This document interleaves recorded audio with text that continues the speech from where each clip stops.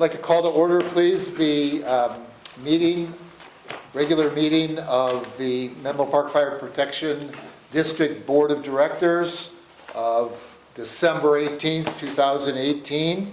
May we have the roll call, please? Director Bernstein? Present. Director Crawley? Present. Director Carpenter? Present. Director Solano? Here. Director Jones? Here. Thank you. Please join me in the Pledge of Allegiance.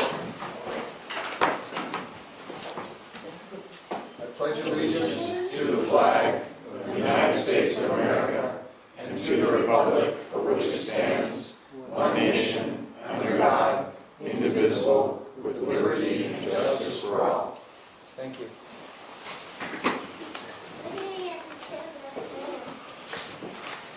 We conducted a closed session of the board for the purpose of evaluating the fire chief. That session was completed. The chief received an excellent evaluation, and there is nothing further to report. And for public comment, number one was during the closed session. This is public comment number 2. Does anybody from the public wish to speak? Yes, please. Mr. President, I am an early riser. I work construction. I was wondering if you could move up to the first item, my request for a letter of endorsement for the Cannonball Express. And I was also hoping that I could leave with you my newspaper article for the East Palo Alto Daily, the local paper in East Palo Alto. I have written an article, and I have several copies to leave with board members, and it would be ever so much enhanced if I had information from the solar web portal for the solar yield numbers for the solar system on Station 2. So I'll leave that article, rough draft, with... Yes, you're certainly welcome to leave something. I'm going to ask the other board members if they mind. I'm referring to item number 17. Thank you. Number 17 in the packet. At our last meeting, Stephen Kennedy requested a letter of endorsement from the board, requested that be put on the agenda. We can do one of two things. We can do one of three things. We can either leave it in its current place in the agenda. We can bring forth the proposed agenda items now, although I think we probably will just bring forth this item because some of the other stuff relates to the things that the board will be doing next year, and I think it's appropriate probably to have our new board member present. I have written a sample letter here. Let me finish. Well, we're dealing with an agenda issue. But I want to ask a question. I've written a sample agenda letter, which we could also review. So with that in mind, those are the three options, Peter. Well, I'd like council advice on this. The agenda topic is that this is being considered as a proposed agenda. We cannot consider this item tonight. Well, I agree. All we can consider is whether or not it's going to be a future agenda. Right. The way it's been put on the agenda is as a proposed agenda topic. So we can move it forward and say, yes, we want it as a future agenda, but we cannot act on it tonight. Am I correct, council? That's correct, as it's Okay. listed on the agenda. But the issue is moving, the issue of moving up is just a separate issue. Well, let me ask, shall we move this up? Robert, are you all right moving it up? Yes. Rob? Sure. Are you all right moving it Yeah, up? just to consider whether or not this is going to go on a future agenda, but nothing on deciding about the substantive parts of this, this is procedural, as far as I'm concerned. Okay, so we will consider it Well, now for I agree. agenda. That's fine. Um, I'd like to make a motion then that this be placed on a future agenda. I'll second that. Okay, moved and seconded. Is there any discussion? All in favor? Aye. Votes 5-0 to put this on the agenda item. Thank you, Mr. President. Thank you.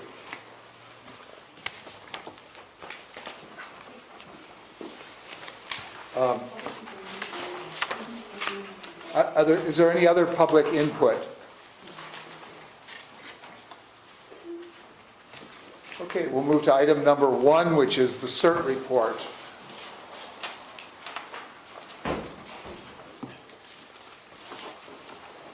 Good evening, Fire Board Directors, Chief Shaka-Holman. The following is the CCM CERT report to the board for November, December 2018.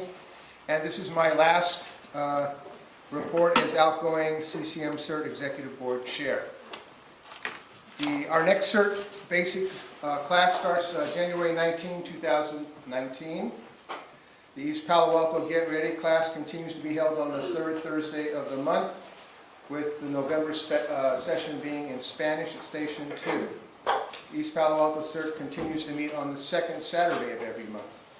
ADAP community meeting continued on the first Saturday of this month with an hour-long table top training entitled Avoiding Paradise Lost, and we reviewed the lessons learned from the recent Paradise Fire. ADAP continues to assist Felton Gables and Menlo Park in organizing their area coordinator and 15 block leaders. ADAP is planning a neighborhood-ready class for the January-February timeframe. All 36 Menlo Fire Protection District area maps are current, but publishing is still delayed. 3 members were elected to the CCM CERT Advisory Board in our latest election. They are Dr. Paul Jamilian, Tom Scott, and Rachel Kinoshita. CCM CERT completed 2018 with 32 CERT basic graduates, which is a 23% increase over 2017. We conducted 3 community emergency drills with a total of 274 participants, which is a 26% increase over 2017. East Palo Alto CERT conducted 14 Get Ready classes, 6 of them in Spanish. The Spanish classes were taught by Chuck Bernstein with the assistance of other EPA CERTs. 13 Get Ready classes were conducted in the Menlo Park, Atherton area. An all-day disaster response class was conducted by CCM CERT ADAPT for Menlo College, which we hope to replicate every year and expand to St. Patrick's Seminary University, Sacred Heart, and Menlo High Schools. A CERT reorganization is currently in progress under the direction of Division Chief Stevens and Michael Ralston, with a target finalization in February 2019. The CERT Executive Board continues to support the efforts of the EPREP Committee and continues to request an active chair at that table. Thank you for all you've done for us. On a personal note, thank you very much for the recognition this afternoon in the luncheon. And as I mentioned at the luncheon, that appreciation goes to all of us because we are a community team of emergency responders, without which all of the recognition that you gave me this afternoon could not have happened. So on behalf of the entire CERT community of Menlo Park, East Palo Alto, Atherton, and South San Mateo County, thank you very much. If you have any questions. Any questions? I have one comment just to add to your report, because you mentioned the November training. There is a December training scheduled for the 20th in English. This Yes. Thursday. This Thursday night there is a training that I'm planning to be there, and because I have Michael Ralston in the room and the chief, just to, the cooperation of Station 2 to be sure the doors are open at 6:30 and so forth. I don't know what kind of a turnout we'll get 5 days before Christmas, but we're there no matter what. So, Through the chair. yes, please. Tom, I want to congratulate you for all the work you have done. I know since I've been part of CERT, you've always been there, really committing yourself to the work, committing yourself to CERT, planning all the drills along with Michael, but spending that extra time making sure that it came off. And I appreciate you for that and the work. Not only yourself, but the rest of CERT members, but you in particular because of the actual work you put in making that happen. Thank you. I'm going to echo what Robert said, Tom. Say again? I'm going to echo what Robert said because I've seen your work and I've participated in your drills, and you've not only made it happen during difficult times for you personally, from, some of your health issues, which, you were just so brave and courageous to do that, but the main thing is your commitment and your dedication to keeping the entire fire district safe and making sure that residents are prepared, independent of the fire district, so they can do things on their own. And you are singularly the boss of all of this. So thank you so much for everything you've done. Thank you, Director. I have to make a correction. Thank you, Michael. It's Tom Owen. I don't know why I said Tom Scott, but it's Dr. Paul Jamilian, Tom Owen, and Rachel Kinoshita were elected to our CCM CERT Advisory Board. Peter? Yeah, I would like to take particular recognition of the role that you played with ADAP. Yeah. I was involved with that organization since its inception, and when you volunteered yourself to become part of that and stepped in as a non-Atherton resident and took an incredibly powerful leadership role, you transformed the organization. And it is what it is today as a tribute to your leadership and your vision, and thank you very much. You're welcome, Director. Go ahead, please. No, we spoke at the lunch. Yes. Yeah, so thank you for, gosh, the things that you did with the training and the scheduling and putting the exercises on. I mean, the ones I've attended were outstanding. Thank you for all your work. And in this reorganization, we hope to continue to do that, even more amazing and better each year. Well, great, thank you. I want to echo the other four directors in offering you my appreciation for what you've done. I am an active CERT member also, and you have done so much for the organization, put in so much time. I hope you will stay involved in the reorganization because it will benefit from your wisdom. So, thank you. Thank you, Mr. President.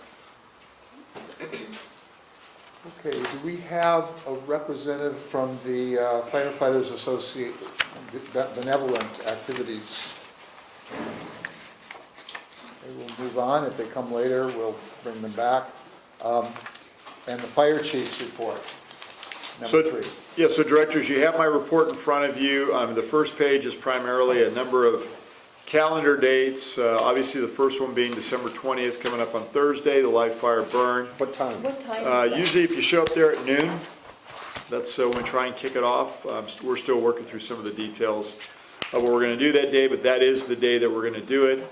Then we have the dedication ceremony that was mentioned today of Truck 2 and Rescue 77. The first one at 1:30, the second one at 3 p.m.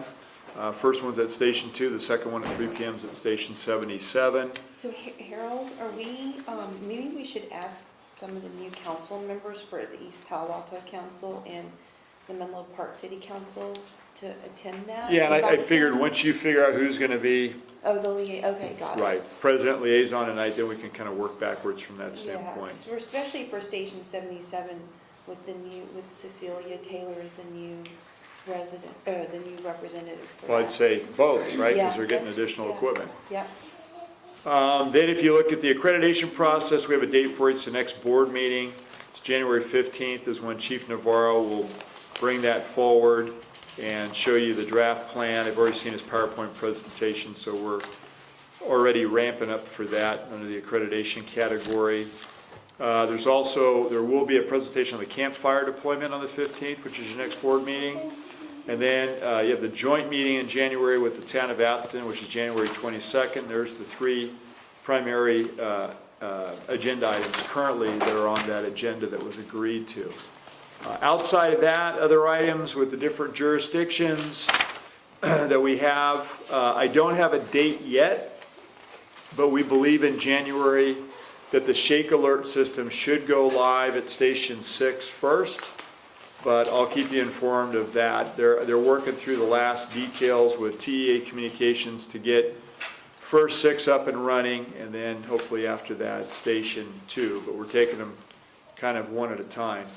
The facility priority project list that you see there, I updated it to a point, but this was equally given to the Strategic Planning Committee it kind of speaks for itself. If you have any questions on that, be happy to answer it. And then we did get the MSTAR, the Mobile Special Technology Response Unit is what we're going to call it, van in. That's been getting different things done to it. There's been a training. Mike's been involved, who's here with, how we're going to use that. Chief Stevens has been working on the protocol for some of those different things, and that will either be brought to the board meeting in January or February, depending upon when, they feel comfortable they've got everything ready to go. We have two more, speaking of ready to go, with two more engines that are in Sacramento, and they should be here right around the first part of the new year as they get prepped, and then the shop will work on getting those two engines into service as well. We did sell the old engine too for $100,000. It was in really good shape.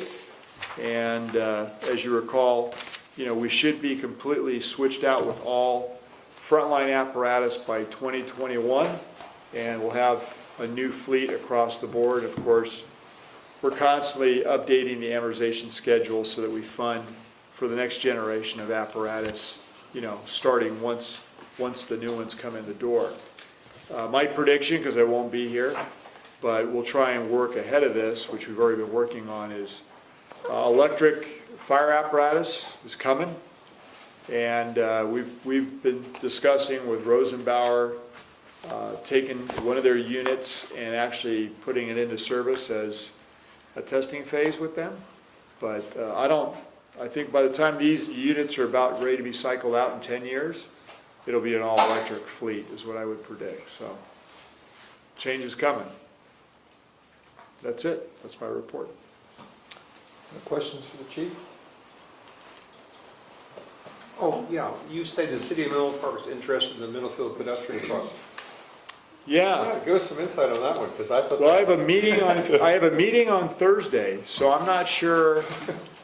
It's kind of the chicken and the egg. We were already discussing with them the 300 site, right, what we could do here. And then the next thing I knew is, this came up, and the current interim city manager wanted to be at the meeting. So we're meeting here on Thursday to discuss that. I don't know what to expect at this point, but apparently that's on the agenda. It's not a bad thing. Oh, it's great. Yeah, so maybe we'll get some traction on that as well. So That's wonderful. yeah, that one came out of nowhere. Was that after the election? Yes, because it was after Starla was made the interim manager. Yeah. So and I don't know if the election had anything to do with it or Starla was interested in it. There's been so many changes at the city of Menlo Park. I don't know where this is coming from other than, I have to say I was pleased to hear about it. I thought we were just going to meet about 300 and discuss that project, so. Well, certainly we have one new council member for whom that issue is very important, which is Nash. I'll know after Thursday hopefully where it came from. Again, I think it'll be good. I don't care where it came from, I'm really. Yeah, it's finally on it's on a list that's being moved forward. So Harold, are you gonna talk to Starla about the Hawk Beacon funding too? Because that's kind of, we're. Yeah, it's all in, you, the board, made an offer to the council. It was never even responded to. Right, but she might be more responsive. Could be. Given this I don't want development. to jinx it. Right. But, and I didn't mention in here too, is you saw the letter that I sent to, or the email I sent to the city of East Palo Alto Yeah. regarding the RVs. I know, Director, I want to make sure I address Director Bernstein's question, because he had said in one of his questions, and, Fire Marshal Johnson and myself spoke about this, what reinforcement under the code could we use? And under the fire code, there's really nothing in terms of trying to help them with the RV dilemma that they have. And I think, like I've spoken to some of you privately about, and it is a dilemma. We don't want to put homeless people out on the street and in the bushes, which we already have going on in other places in the district. But clearly, there are safety issues that we've tried to work with them on. The problem is, and correct me if I'm wrong, John, it's, because this is mobile equipment, it's not treated like a structure, even though it's being used as temporary housing. So I think they're trying to solve part of this by putting those RVs in a city lot at some point. But, I think the advertisement actually that was in the news didn't help them because it's swelled to get more people down there that probably weren't in East Palo Alto before. So this was the group of folks that was at the end of, what was it? It wasn't Cooley, it was, yeah, it was, where was it before Bay? It was not Running, Week Street. So there at the end of Weeks, it was a smaller group, and now it's kind of mushroomed by what, threefold? Yeah, and, you know, with more issues and more problems that we see, without getting into, you know, the devil's in the details, but, you know, just trying to support what the city staff was presenting, which I understand is gonna be coming back to the council, and I'm not sure what council took exception to in the original report. It's not an easy issue. Yes, Peter, go ahead. Another issue that you raised here is the warehouse modifications, et cetera. I would encourage you to get a new valuation of the property. Working on it. Because given the fact that the water supply has changed, et cetera, I think that that building will be valued at far more than what we paid for it, which gives you more headroom on the 50% rule. Right. And there's a new property owner, as you know, that's come forward. It's about 30 acres of property in East Palo Alto. So that the valuation on the property changed the day after that announcement too. Yeah. I mean, we're lucky we did what we did when we did it, because I don't know that we would have been able to do it now. And if we would have been able to do it, it'd probably be at least at several $1 million more, to your point, than it was before. So we got in under the wire. Other comments? I'd like to engage the board in this for just a second to make sure that we're on the same wavelength. I'm talking about page 3 of your report, the top of the page, facilities priority 3. Yeah. And this relates to the simulation and training facility. I guess Peter's maybe the best one to answer this. The chief is basically saying that he feels he's working on one comprehensive final best proposal.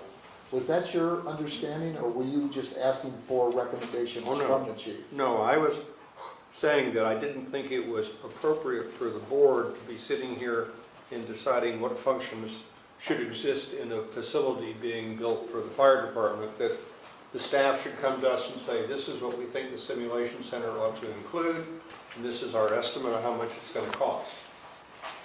We don't have the skill or the expertise to say, well, add this feature, do this, do that. That's the staff's responsibility. So I think this accurately represents what I think needs to happen. Well, I think the one word, though, that's missing from here just is the issue of the functions. I mean, what we were presented was this many square feet, this dollar amount, this many square feet, this dollar amount. There was no function there. And I would hope the chief wouldn't come back with the same, just a square footage. I mean, in other words, I think we need to look at the functionality as part of this to know what we would be doing or not doing. So that was Which would be what we would do. Okay. So so how I took the direction, thanks for bringing that up, because that was on your questions, I didn't mean to gloss over it. But, yeah, I mean, obviously there's been a great deal of banter back and forth in committee. You know, we've made a lot of changes already, I think, for the good. And, you know, but what I got out of the last meeting was, go back, come to us with your best proposal with reality in mind. I mean, there's dollar costs, there's functionality, there's, you know, massing, there's all these different things what the community would support that we need to be sensitive to as well. And so, you know, we'll have that conversation with the group. But, you know, I'm not going to try and sacrifice function, but at the same time, I think there can be efficiencies that would be built in that we didn't necessarily have in some of the earlier versions of what was produced. What we saw was simply something between $12 and $20 million Yeah. without functionality being addressed. Right, and we'll have the whole laundry list and everything. I think a comparable thing would be when they come to us with a fire station, they say, we want to have a 3-bay station, we want to have these features, et cetera, et cetera. And I would anticipate that that's exactly what they would do at the simulation center. Okay. And we'll be sensitive to height, because we're working with the city, and we'll be sensitive to cost, because we have multiple projects that we want to accomplish, and it all takes money to do that, so. Okay. I'm not going to bring this up then again with regard to the minutes. As long as we're clear Yeah, on and what we meant. You'll probably see that again with a busy January, and that's not even, everything, obviously, in just that schedule, but we're probably looking at February before we can effectively do this. And then there was one other thing I wanted to ask you about.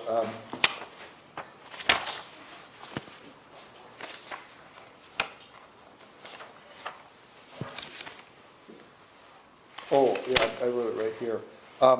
Just, could you just describe the process for selling an engine, the 100,000, how we did that? Yeah, so we basically get an assessment by a third-party vendor that's gonna sell the unit for us. And then what they'll do is it's actually written up, there's a timeline in which, we go 2 and 3 times back to them if we don't sell it and drop the price, because maybe it's priced too high, maybe other agencies, the good thing about Good Times is agencies are buying fire trucks because they have money in a budget. The bad news about that is, do they want to use piece of fire equipment, right? Well, this was a good piece of equipment, so it actually came in at better than what I thought it was going to sell in terms of value. That's not every piece of equipment that we have, so I don't want to also lull you into this false sense of the next engine's going to sell for $100,000, because this is kind of an anomaly in my experience. We have other units that are for sale. They hit a certain timeline, we drop the price. They hit the next timeline, we drop the price. If we can't sell it, we look at who else would want it.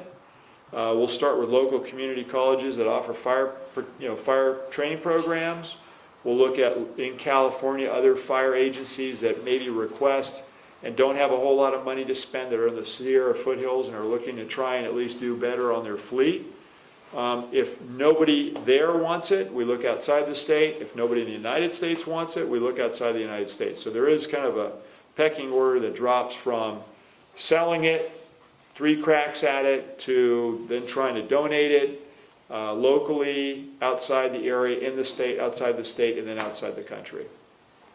And it seems to me, maybe if you recall, it'd be great, that these are things that we probably paid $500,000 or $600,000 for this originally, and it had at least 100,000 miles in 10 years? Yeah, I mean, I don't know what the mileage is on that unit, but I would say that the engines that we were buying before, I would put probably in the 300,000 category.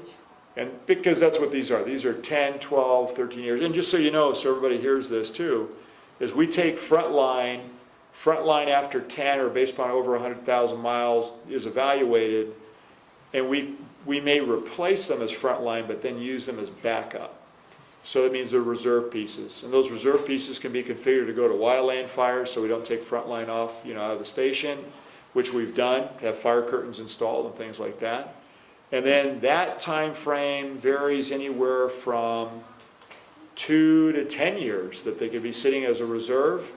And then once we decide that, we don't need them as a reserve anymore, maybe there's mechanical issues, reliability issues, then we'll go ahead and do what we're doing now, which is put them up for sale. But the acquisition cost was the cost at the time of acquisition, which is obviously very different dollar value. Right. And I don't remember how old this engine is, but I will tell you that, again, so you could end up, it's not just frontline, it's how long was it in reserve status, again, anywhere from 2 to 10.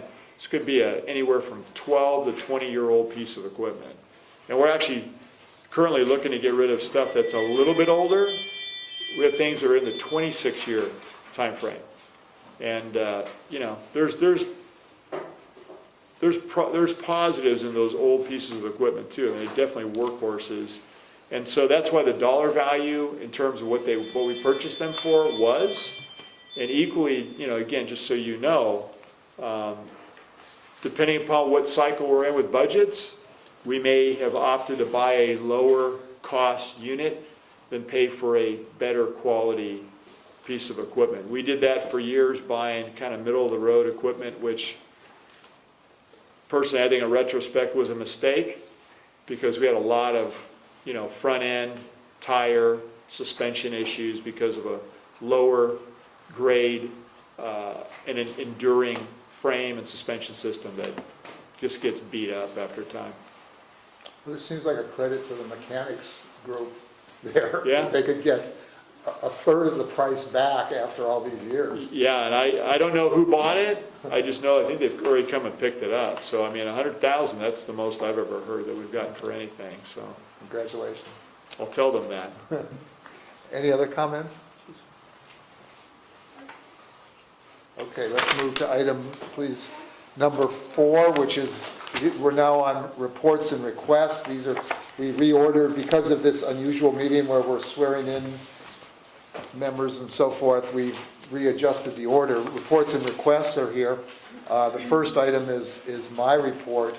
I just have one thing to report. I think most of you know, but since I've been asked to write letters to the cities and county previously to try to set up a meeting, we had a new group in Menlo Park. I sent a letter to the new council and to the person who had been, Ray Mueller, who had been elected as mayor the night before. I sent it the next day, and he responded immediately and said, yes, we'll have a meeting. And I'm pleased that that's moving forward. So we ended up reaching all of our jurisdictions, and in the next, I would say, two or 3 months, we'll have met with all of them. We've met with the county. On a more limited basis, we've met with East Palo Alto. We will be meeting with Atherton and then Menlo Park. So all those will take place. I'd like to encourage the new president to consider having a meeting, perhaps with all of our water agencies. It's one thing that I did not get to this year. But I think the water agencies are important. We've been talking about water pressure. We've been talking about the possibility that that may be an issue in our fire rating, our ISO rating. And it seems to me we could have a joint meeting with all the the water agencies. And I can't remember exactly how many there are, but perhaps 5. 5. Yeah, 5 water agencies. Wouldn't be a huge number of people. I've talked to the water agency that I'm in, which is the O'Connor Water Company, and the president there is willing to meet and thinks that it would be helpful. So that's something that I encourage the incoming president, whoever that might be, to do. The second thing I did, just to point it out, we've agendized now this letter with, the idea of providing an endorsement for Stephen Kennedy's endeavors. I wrote a draft of it thinking that perhaps we wouldn't need to agendize it if you authorized me, or just by consensus just said go ahead and send that out. But we've already taken the action to agendize it. So anyway, at the very back of the packet is a draft letter if anybody wants to look at it later. Other than as president, I don't have anything more to report than that. So we'll move on then to committee reports. Robert, I'll start with the Emergency Preparedness Committee. See, the committee met in December, this past, last week, I think it might have been, a week before. I forget about before, thank you. And the purpose of that agenda was to, as a E-Prep committee, to look at next steps for the emergency preparedness program. Thanks to Chief Stevens and Michael, we had a very, and Rob, we had a very robust conversation. What led, the process has been since June, we had an initial meeting with the chief and Michael to look at certain issues and to kind of get a feel for their thoughts on the CERT program in the future. And then there was a meeting I had with the actual CERT board to kind of hear from the members there, to kind of get an understanding of how they were viewing CERT all the CERT activities. And there was a couple of issues that came up that we talked about. And then in December, the coming together, back together as a CERT committee was kind of to look at those prior meetings to kind of understand what is the next step. And I think since that meeting, the chief has met, Chief Harold has met with both Michael and Chief Stevens to formulate a particular flow chart that kind of defines what the new program, CERT program, is going to look like. There's still a few little tweaks I think that need to take place, but I think we're very close at this point in time. And I'm hoping that when we meet again, we'll be able to kind of finalize that, totally what that program will look like. I think Chief Stevens have already introduced the program, the concept to the CERT board, and they seem like they have taken to what that new process will look like, or what the new program will incorporate. The whole goal of this whole activity has been, one, to try to look at clarity in the program, how the movement takes place between the CERT board and the district, as well as to see if everything is aligned, because somewhere the alignment kind of got sideways. And then through all of that, there's hopefully some type of focus of what the mission of the CERT, how it integrates into the community, and how it aligns with what the district goals is for CERT. So I want to leave that, yeah, that's pretty much what we're doing. And Rob? Yeah. We also defined what our possible role could be with CERT in relationship to the fire district. And one was to provide training, advertising, funding, sustainability, and to plan exercises for the district. We also talked about what the biggest problem basically is the aspect of the funding. We have 4 communities that we have to deal with, and Robert came up with a great idea by charting this out during our meeting, is to have these individuals set up nonprofits for each one of the different communities that are involved in the CERT training. And then that would allow an avenue for funding, not only through the fire district, but the way the county of San Mateo provides nonprofits with funding. The city of Menlo Park provides nonprofits with funding. So there's an additional funding source other than the fire district that could be a source for them if they would turn their organizations into a nonprofit. So we spoke about that, and probably the biggest problem is that we have an emergency preparedness committee that's the whole county, and the fire districts aren't even on the committee, but we have our emergency manager that chairs the committee because he's assigned to Menlo Park. Oh, Ryan. Yeah, Ryan. So there's, as Robert said, there's we're working these things out, and I'm sure the next meeting or whoever's on the next emergency prep committee will have some adventures, I'm sure, in dealing with the nonprofit availability, the additional funding, other than the fire district. So. I want to add that the chief and I think Chief Harold and Chief Stevens have had a conversation around and looking into, have made a few changes, and I think those changes are significant changes. One of increasing the line that the specialists have, because that was kind of a bottleneck for that the group had, the sort of CCT board had. The other areas that they have looked in, will be looking into, is that how that nonprofit status will look, and whether it's really attainable or not.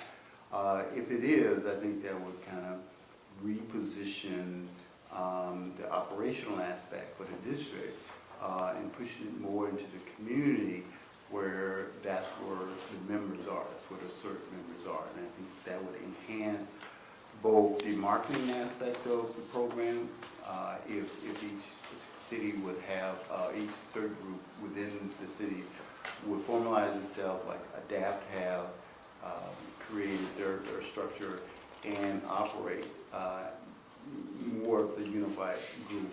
And so I appreciate, value Chief and what they have embraced. A comment on this. I think it's really been wonderful the last few years to see how the CERT thing is sort of taken hold, and it's the ultimate grassroots thing. And in some places it grows, in other places it doesn't grow, and where it grows you nurture it, and the other places you try to figure out how to make it grow.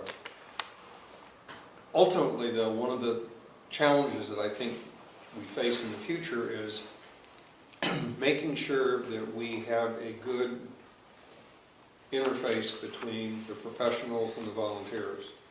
And the test of that will be when a fire captain can show up on the scene of an incident and seamlessly integrate with the CERT people who were there. And that's a testable outcome. We're not there yet. I hope that in some not too distant future, we will be. That's a good point. Any other comments? I have two. I think Peter makes a good point, and I think this idea of the grassroots, I want to do everything we possibly can to encourage grassroots. I have some concern that we not rely on the cities to provide guidance there. I think in terms of emergency preparedness, we need to encourage the grassroots people and not hope that the cities will take on that responsibility. So if the funding needs to come from them, I'm not sure that we'll have what we want, but we'll find out. I think, and not to take too much time on this now, because there are other directors here that need to speak on their report, but a couple of things that we looked at, and Chief Stevens brought up a valid point, that the district has taken on a responsibility that the city should really have. And in doing so, creating this structure, the initial structure, and this structure is going to be evolving, is serving two purposes. One is giving the grassroots a base in which they can begin financially to begin to operate. But ultimately, the cities need to grab hold to that. And I think in the Atherton situation, the city has grabbed hold to Atherton and the CERT group and really endorsing what they do. Other cities like East Palo Alto and Menlo Park have to get to that point because the district is going to be busy when there's a disaster. They're all, whatever is going on, they're going to be busy. So who's going to be at the front line of activities? It's going to be the local CERT groups, whatever capacity they build for themselves, as well as the city. Now the district's going to be there, but their hands is going to be full, from what I understand. And I think whenever we can encourage the city to get involved. And I know I see changes taking place in East Palo Alto. The mayor has in his address to State of the City address, made a point of getting the East Palo Alto CERT group at the table when the disaster happened, in the EOC, when it occurred. And the current acting city manager has embraced that idea. We have to get other folks involved in that. But I think that's where the ultimate responsibility for the CERT really should lie. And I concur with the chief that that's a good place to have it. Now, how long it's going to get there, I have no idea. But I think we should be encouraging. Just as I sort of wind down my tenure as president of the board, I just have a request that's depending on who's on what committees, if one of you happen to be on the Emergency Preparedness Committee in January, we'll have continuity. If not, I would like to have you find some way to either write up or meet with whoever, the new committee, and pass on your knowledge so that we do have continuity. Okay? Virginia, will you report on the Human Resources Committee? Well, we didn't have a meeting, but I do want to thank the board for getting the chief's performance evaluation done on time. Thank you. And I want to give a special shout out to Peter, who was the other half of the ad hoc committee that helped get this process done so that we could get everything done on time, kind of, right? So, thank you, Peter. Yeah, and I would just make a comment that I think that next year, when you come to the review of the process, don't consider the review of the process pro forma. Ask yourselves, is this really the best way to evaluate the chief? We've tended to sort of say, well, we did that last year that way, let's do it this year. I think it's useful occasionally to say, wait a minute, is this the best way to evaluate the chief executive officer? Even though that's usually about 6 months before we actually do the evaluation, but think ahead. Peter, will you report on the Finance Committee? Everything the Finance Committee has done is always comes to the board. I don't think there's anything that we did this month that you're not aware of. Okay, and I'll report on the Strategic Planning Committee. In a similar way, when we've looked at future needs and building plans and equipment needs, these typically have then been put into a staff report and have come to the board as part of a staff report or as the chief's report and so forth. So in fact, I have nothing in addition to report other than what we've already talked about. So that completes the committee reports. I'll start now with Peter on just director's reports and requests. I'd like to go last. Oh, okay. I will honor that then. Robert, I'll start with you. So, I attended, and don't quote me on the dates, for the swearing-in ceremony for the city of Menlo Park, and the election of their two new city council members, and then swearing in of the, or appointment of the new chair of the city council. As well as I attended the city of East Palo Alto swearing in of their new members. And both affairs, events was really exciting. And new faces, I think new opportunity to build relationships. And then the last thing, I attended the JPA San Francisco Creek opening of the Friendship Bridge between, which goes between East Palo Alto and Palo Alto. They have done some fantastic work out there to widen the channel, as well as putting up flood walls that at least 7 feet or more high. And that should really prevent further water damage to the homes in that area. It also was mentioned that they're working now to try to get the insurance, FEMA, the HUD, I forget which one, because the city in that area is in a flood zone and the insurance is quite high. And so they're looking to try to completion of that project and kind of get that insurance back to a reasonable amount. So that's all I've done. Rob? Thank you. First, I'd like to thank Peter for his continued service for, 4 centuries that you were on the board? Really, Still looking good. Not as you've been a even- mentor to me. I've learned quite a bit through not only sitting through the meetings, but the conversations that we've had in the past. So I want to thank you for that. And just thank you for just not your service to the fire board, but just overall to the community itself. So thank you. Thank you, Rob.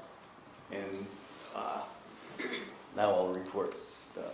I went to the Christmas party on December 3rd, the firefighters and their kids, and I gotta say that just by the attendance, Harold, they have a lot of happy employees. A lot of new within the kids, a lot of district. little kids A too. lot of little kids and a little jumpy thing and all that stuff. And since I just had a new grandchild, you know, I don't know. I don't think I'd be, well, you have to go in the jumpy thing with your grandchild. Yeah, don't do it. If it's small, you know, you gotta go. So, Stay out of those things. well, you know, I don't know, you just like, the only request I'd like to make, Tom Pershing had sent an email to us involving evacuation routes, and I'd like to have us review that at one of our meetings, because of what happened with the campfire. Anytime during rush hour here, if we've got to go north or south to evacuate our fire district, we're going to be in trouble, because traffic is so bad you can't move. And I can just see a perfect storm where there's a fire, let's say in the Woodside area, or even in any of our residential areas, to try to either evacuate north or south. We're going to have. Could add east or west to that as East, well. well, east or west too, exactly. So Up or I down? think that's something that we definitely need to address. And the conversations that I've had just with Ray Mueller, I talked about that, and he was in agreement that we would have that as part of the joint meetings topic. So I think we should consider that not only for our current one that's coming up for Atherton, but for the other communities that we serve too. Because the people that I had spoke to, some retired agents, some actually retired firefighters, talked about the evacuation aspect, that people were trapped in the vehicles and they couldn't get out. So that's one thing. But I asked that we put that on our joint agendas. We can discuss that. Thank you. That's all I have, Chuck. Thank you. Virginia? Yes, I actually attended the East Palo Alto reorganization meeting where the new mayor was appointed. It was Lisa Gaucher, and Regina Wallace-Jones, who is the newest council member, was appointed to become vice mayor. And so there was a lot of excitement and energy in the room. And, you know, they were celebrating outgoing council member Donna Rutherford, too, who has been involved in some elected capacity for the last 25 years and has been supportive of our fire district. So I want to give her a quick little thank you. I know she might be watching this. I also wanted to thank Peter for his extensive and excellent service to the district. How many years, Peter? Like 20? 15 and a half. Okay, 16, 4 terms. But even before then, you were already doing a lot of great things, and, you know, as a member of the public. And we know that you're still going to be involved as a member of the public, and so we're very happy about that. So thank you, thank you. And also, last but not least, I attended the firefighters' kids' Christmas party. Mainly, I mean, I haven't really attended that before, but I thought that given the challenges that they've had to deal with the last part of the year with the deployment, I mean, it was just a time for celebration, I think, for all of them. So Ken and I went there, and we had a great time, and there were 3 calls during the time we were there. So it was pretty busy while people were trying to go out on a call and eat and play with the kids, and the kids saw it. It's all about the kids. Yeah. No, there were a lot of kids, but it was a lot of fun. But thank you, Peter, again. That's it? Okay, so I'll do mine then too. I, as you may or may not remember, was appointed by all the special districts in San Mateo County as the representative to the Oversight Board in San Mateo, which is the board that makes the decisions on the disposal of assets that used to be part of the redevelopment agencies. There's 13 redevelopment agencies in the county. All 13 of them for, I don't know how long, 6 years or something, had what they call an oversight board for each one. Then they consolidated them into one. And we meet monthly. It's getting more frequent, sometimes twice a month now. Very sophisticated technical things here. I mean, there are all sorts of issues, and what happens is the developers all want to come back and now get better deals than the original deals they've got. And you have these issues like, they bought a bunch of land out at Oyster Point from South San Francisco to do a development, but now they want to get money back from the city because the land's all settling and so forth. And so there's those kinds of issues. It has really nothing to do with the fire board per se, but it does affect the amounts of money that we get and the property taxes that are generated and so forth. And so I've been doing that. I actually, there was an issue in South San Francisco where the developer was supposed to pay $3.7 million for a property and wanted to get it for free. And I, along with the former controller of San Mateo County, was appointed to the task force to negotiate with them and so forth, which I did. So it's been an honor, to serve on that. And I just wanted you to be aware that I'm doing that. It indirectly affects our property tax revenues, but in the very long term. This agency will exist through about 2035. 2035? Yes, maybe even a little later, because that's the length of the bonds and so forth that the redevelopment agencies negotiated. So if I'm allowed to stay on it, I'll be over 100 or whatever when all this is finished. Training, I've been doing the trainings for CERT. I have one this Thursday. They've been doing very well. We're getting, sometimes they get 1 or 2 people. Now we're getting 5, 6, 7 people at Get Ready training. And I'm very encouraged by the interest. And half the people that come to that training are also interested in taking the CERT training. So that's also a big positive.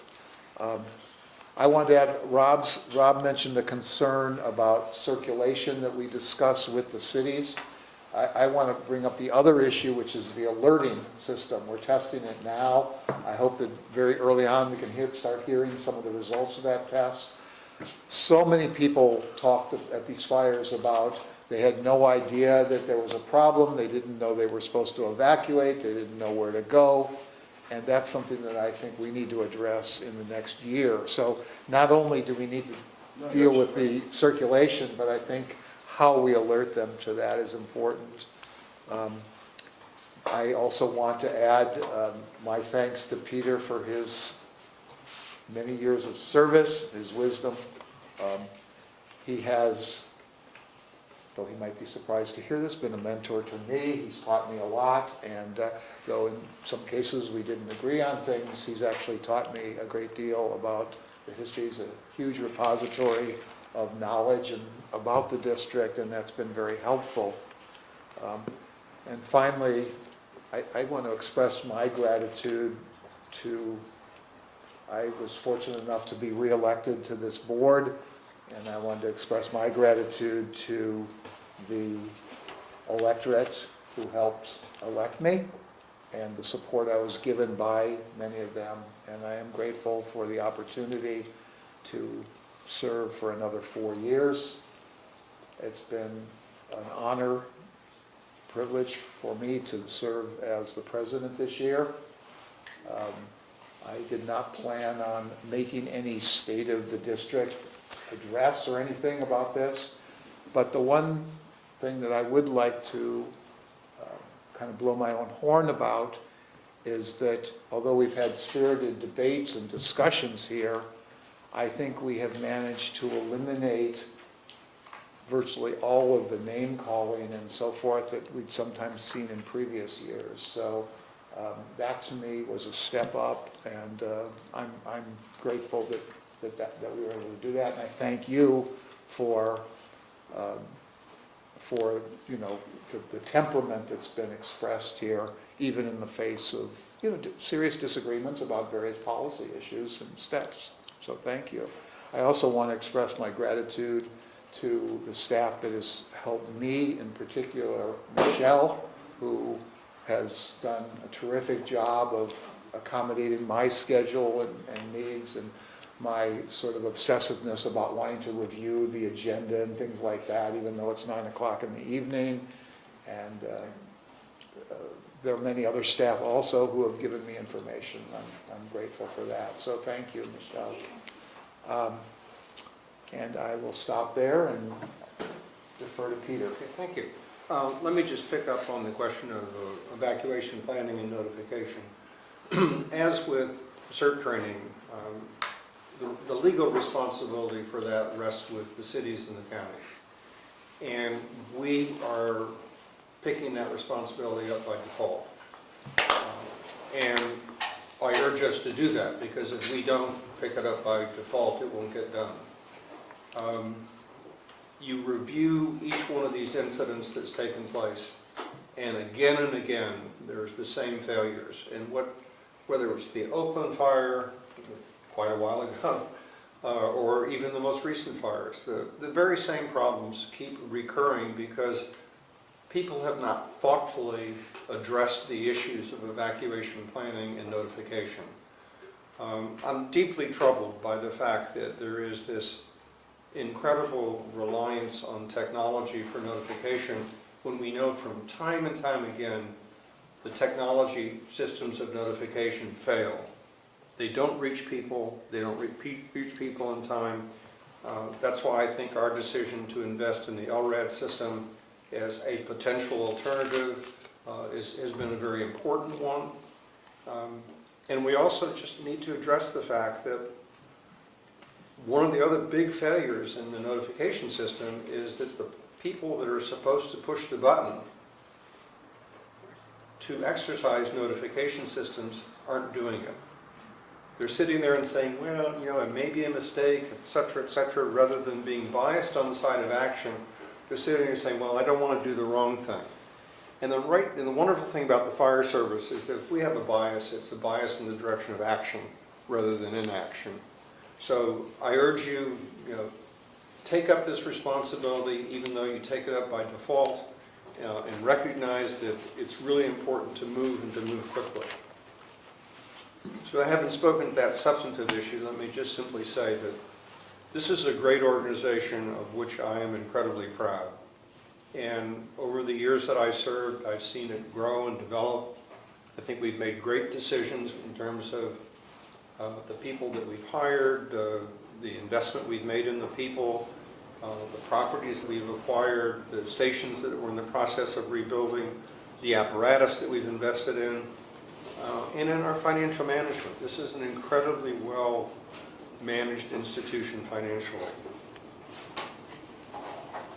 The organization knows the people, and the people of the Menlo Park Fire Protection District are some of the best that I've ever had the privilege of knowing. And as I leave the organization as a director, I could not be more proud of the people that are here. It's been a privilege to serve, and I just want to thank everybody for giving me that privilege. And this evening I leave here to take the highest office in the land, which is citizen.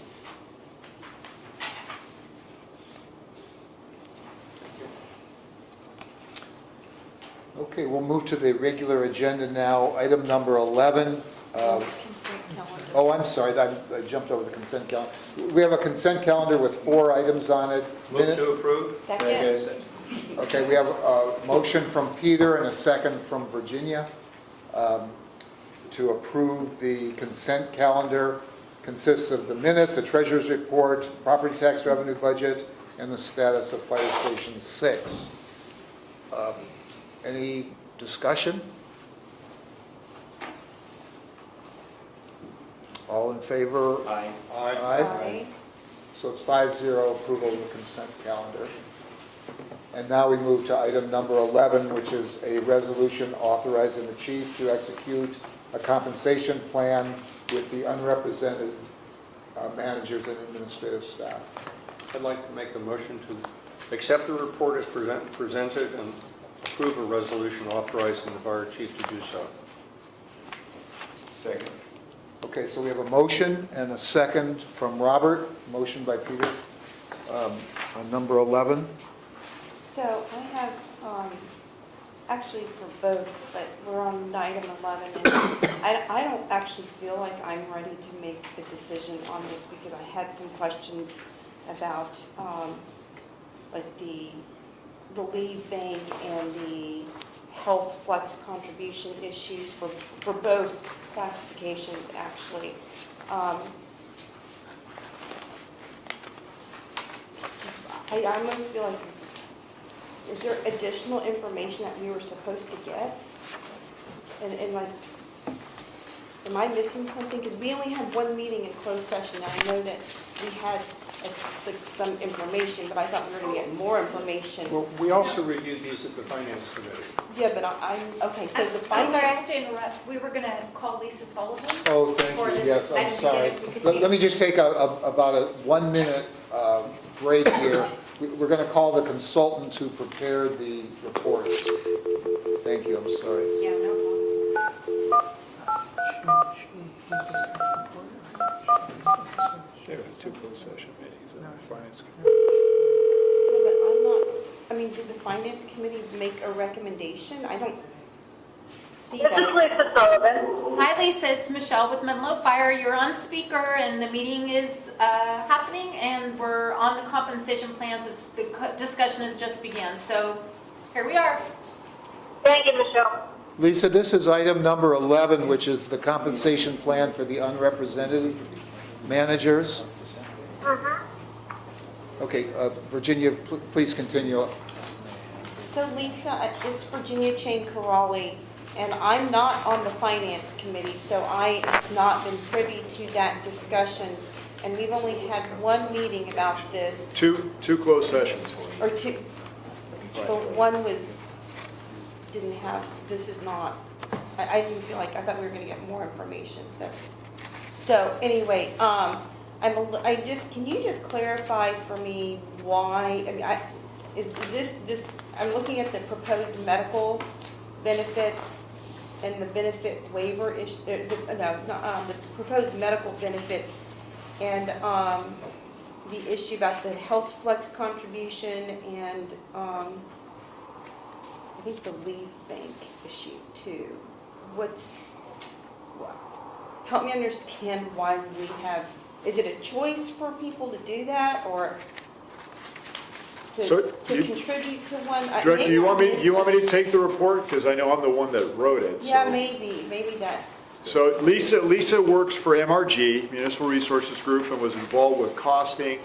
In terms of the So leave, Just for the public's edification and information, Lisa was the consultant for the fire district, and she's with the consulting firm MRG. right, No, you said that she worked for MRG, but people may not know who MRG is. no, but yeah, right. So Right. what you had said and what I brought up earlier, so Lisa's a consultant working for MRG.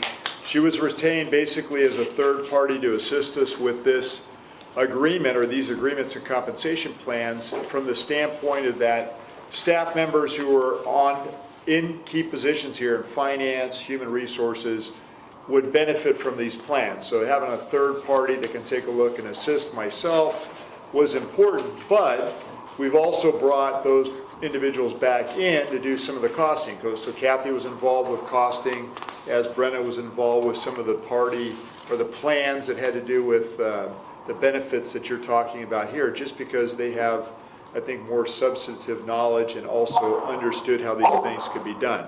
So we've had two closed session meetings on these items, and we've had one open meeting, which was to the Finance Committee. And the board asked it to go to the Finance Committee so we could look at, obviously, the costing elements that were in here. Specific to what you're asking about, which I'll defer to Brenna here in a moment, when we go to the health care plan, what we're trying to do is make sure that we're in compliance with different things, not the least of which is the IRS, and obviously different laws and rules that have been passed such as the Flores case, which is listed in here, and Brenna can speak more to that.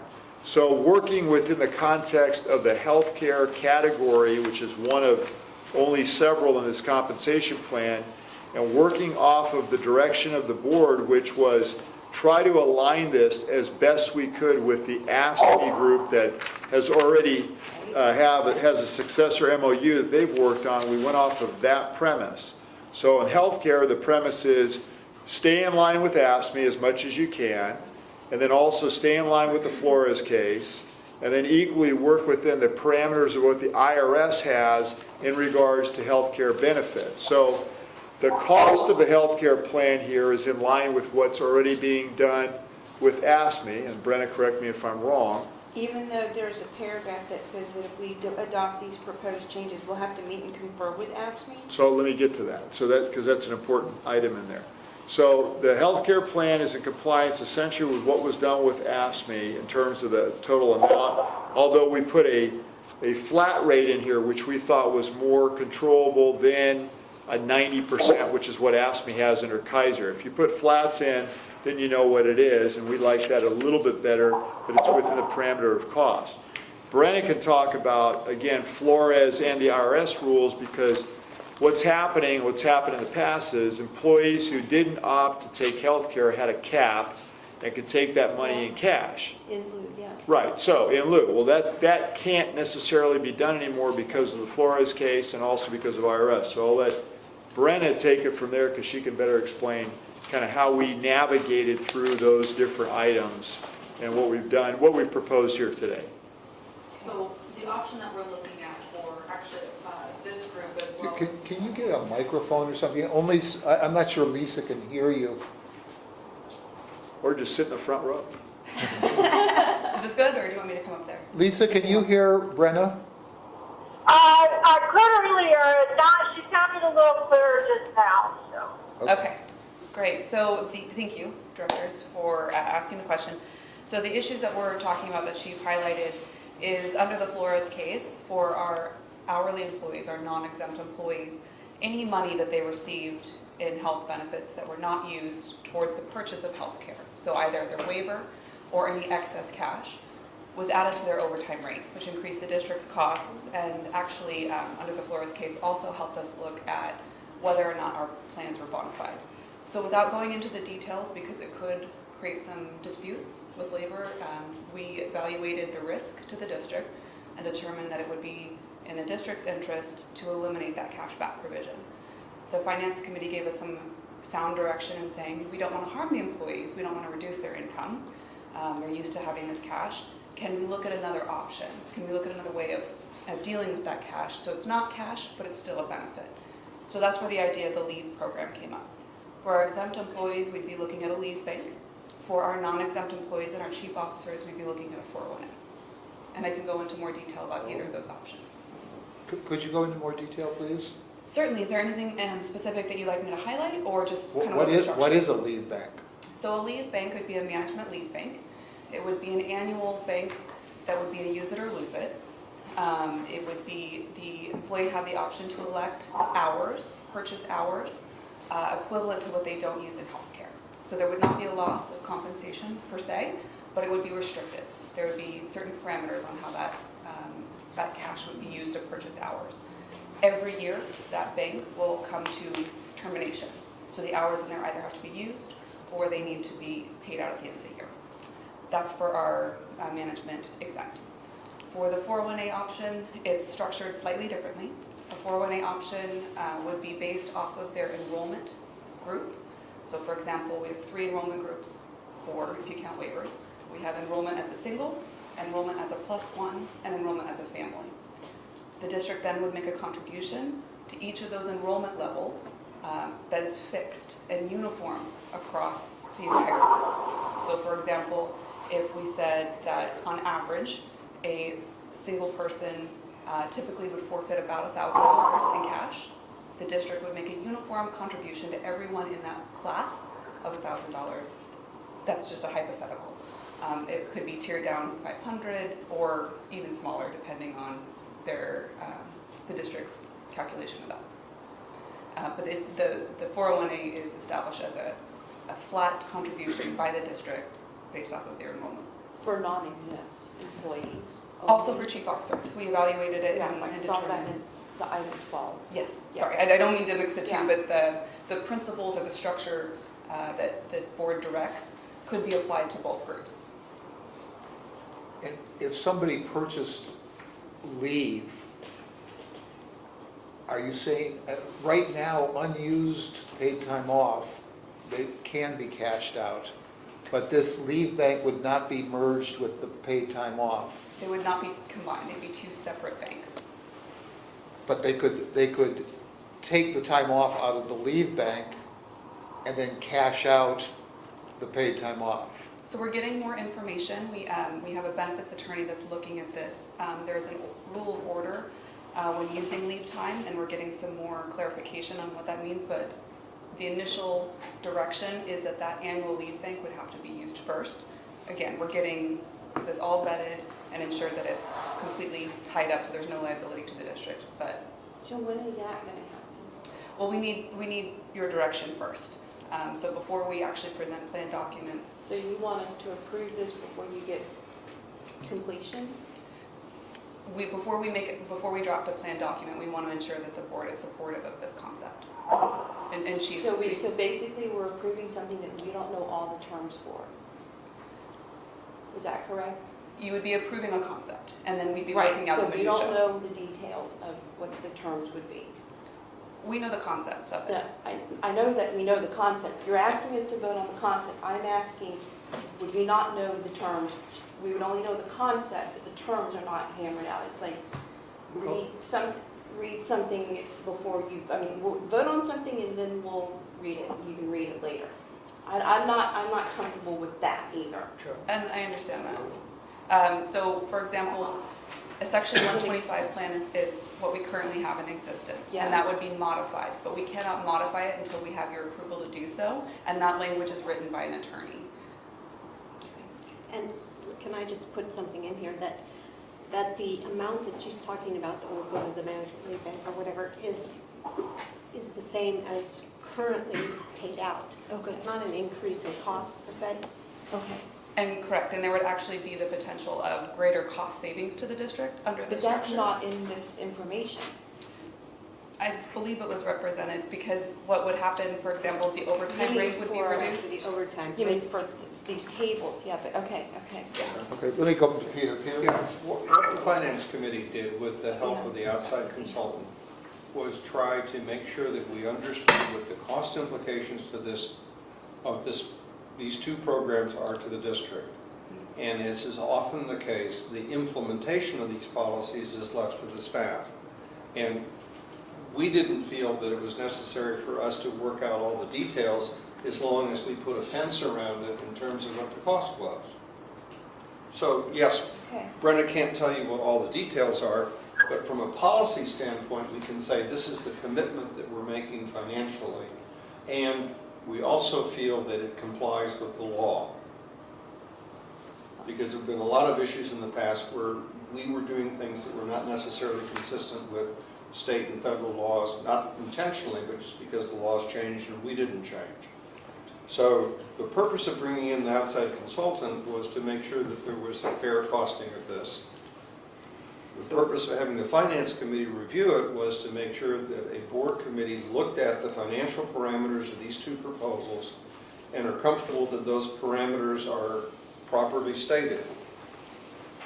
You know, that doesn't mean that all the details have been worked out, but it's not going to come back and cost us more than what's in this document. That's the important issue from my perspective. Brennan, am I correct? Absolutely. The concept is what's between the pages here. The dollar amount is what's stated, the fence. Yes. Right. Yes. So the only thing we are approving is the concept and the fence, for the most part. No, it's not, I would take issue with the word concept. We are approving a policy. And we're asking, a policy and a budget. And we're saying to the staff, now go implement the policy and the budget. You know, that's slightly different than the concept. The concept is sort of, well, we sort of think we know how we're doing. But we're saying, no, this is the policy. We want to move away from cash disbursements. And this is the reason why. And we want to make sure that the obligation of the district does not exceed X. And in these two documents, that is defined.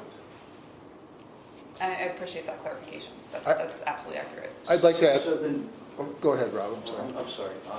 So then we're looking at a finalized percentage relative to this?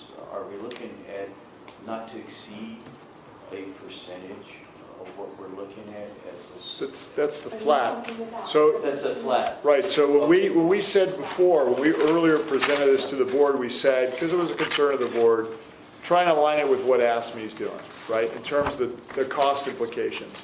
The only problem with that is when you say it's 90% of Kaiser, well, what's Kaiser, right? Because that's going to change from year to year. So that's a variable. So instead, we came back and said, no, let's make it a flat, I think it's 2,000, that's the cap, we know the number, and everything below This way we had it. it the first time. Okay. Right, and I guess maybe I'd use that as Okay. the fence, if you want to call it, that's the boundary, and then everything within that is within healthcare or these two other options, the 401A or the leave for, again, the exempt, because the non-exempt is subject to Flores. So you got to work between both IRS and this law. And I think we've, again, there's pieces that we don't completely know yet, but we know where the boundaries are and we know what the amounts are. So those are not changing. So is That's- whether, I want to just do a clarification to expand on Peter's thing, because I want to acknowledge my own role in this. Yeah. Under the AFSCME contract, we eliminated the cash in lieu of medical benefits. We said, we don't want to pay cash anymore. And I think that's a really good policy. We were doing the same thing with the chief officers. But in the case of the unrepresented, we were continuing to pay cash in lieu. And my point was, and I said, I'm a fiscal conservative, let me say that. The people know me, there's no doubt about it. I wasn't trying to increase our costs, but I said, let's make this policy uniform for everyone.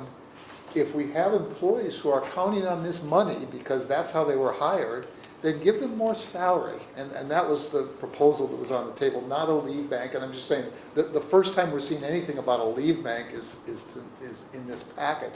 But I'm one of the people who said, give them their equivalent. I'm not trying to take anything away. And so I think it is a good idea conceptually, and I'm supporting Peter's concept, we should eliminate this cash in lieu of medical benefits. There's no question. The only issue is how do we do it? And I'm going to ask one more question though. What's our risk legally, and maybe Tim can address this, with AFSCME? If we take this step, is it possible that AFSCME could come back and say, oh, you owe us what you're already giving us, plus you owe us a leave bank, or there's something else that they could do, even if we had an argument, it would give us legal costs because we had to defend it somehow. and that was Well- my next, so has anyone talked to AFSCME about any of that? Y'all Well, get- the staff report addresses, if I'm following your question, under the proposed medical benefit waiver that's in the staff report, on page 3 of the staff report, it pretty much summarizes what the impact on AFSCME would be, which is it would trigger a meet and confer Right. with AFSCME to discuss the possibility. I mean, honestly, I can't sit here and give you an outcome from the meet and confer, but it triggers. Well, in some ways, I don't think you should be giving it to us in open session either, because if we're contemplating potential legal action, then we probably should do that in closed session. So I Can I just clarify one point that you had said that is actually not necessarily correct, or why we did something? The management leave bank was so that you had said, make people know, if we gave an increase in salary, that would be personable. We don't want to do Right. that. That's We right, want to those increase roll-ups. confers.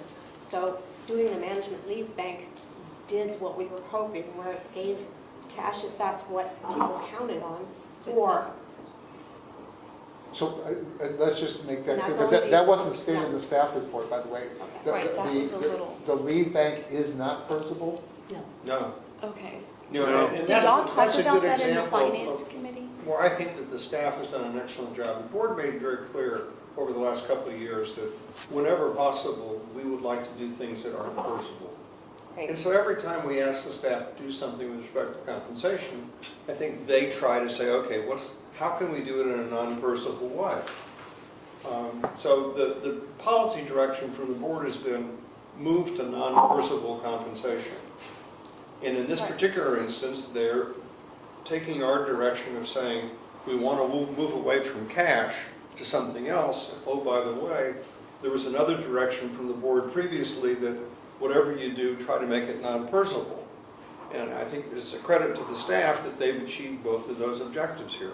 Yeah, that's, Well, no one's if that's, arguing that's not commendable, but it would have been nice, because I actually had Percival literally in my notes, so Well, it's a I question understand to the be concept, answered. I understand the principle, but it would have been nice to have that in. Yeah, But so- I do agree that the board, that the staff's been very conscientious about that. so we sat down, it was Brenna, myself, and Kathy sat down and discussed it. We understood what the finance committee, what the intent was, and I think it was a pure intent, which is don't harm the employee, try and make them whole. And we did, we looked at all the options, and we ran up against exactly what you're talking about. I mean, if we tried to do it in compensation, it was gonna be PERSable. And that means you got all the roll-ups. Well, we already know where the board sits on that. So I mean, what we finally figured out was, hey, here's a way to do this. It's not PERSable. We know it's legal. We've had management leave in the past before, so this is not an unknown that wasn't done. It's been done in the past. It was eliminated for other reasons because I don't think we had good enough parameters put around it.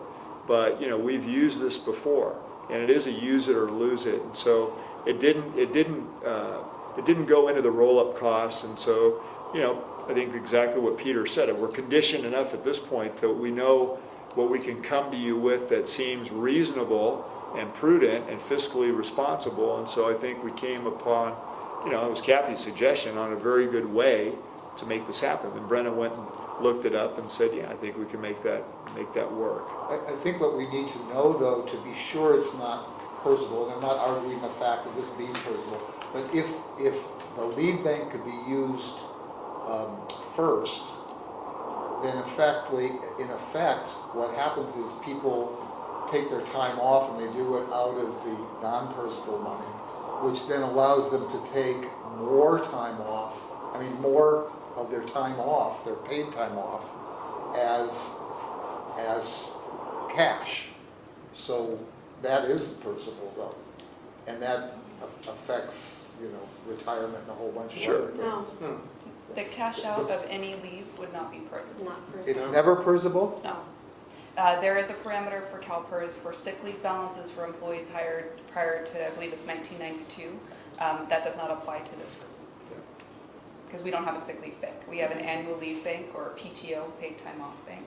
So any cash out that comes out of either our annual leave we currently have or this policy or question of management annual leave would not be PERSable if taken in cash.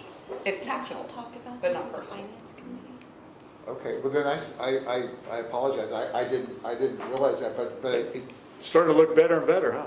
well, I think that the idea that we want to find things that are not PERSable, so in effect, the issue of which one you would use first doesn't really matter.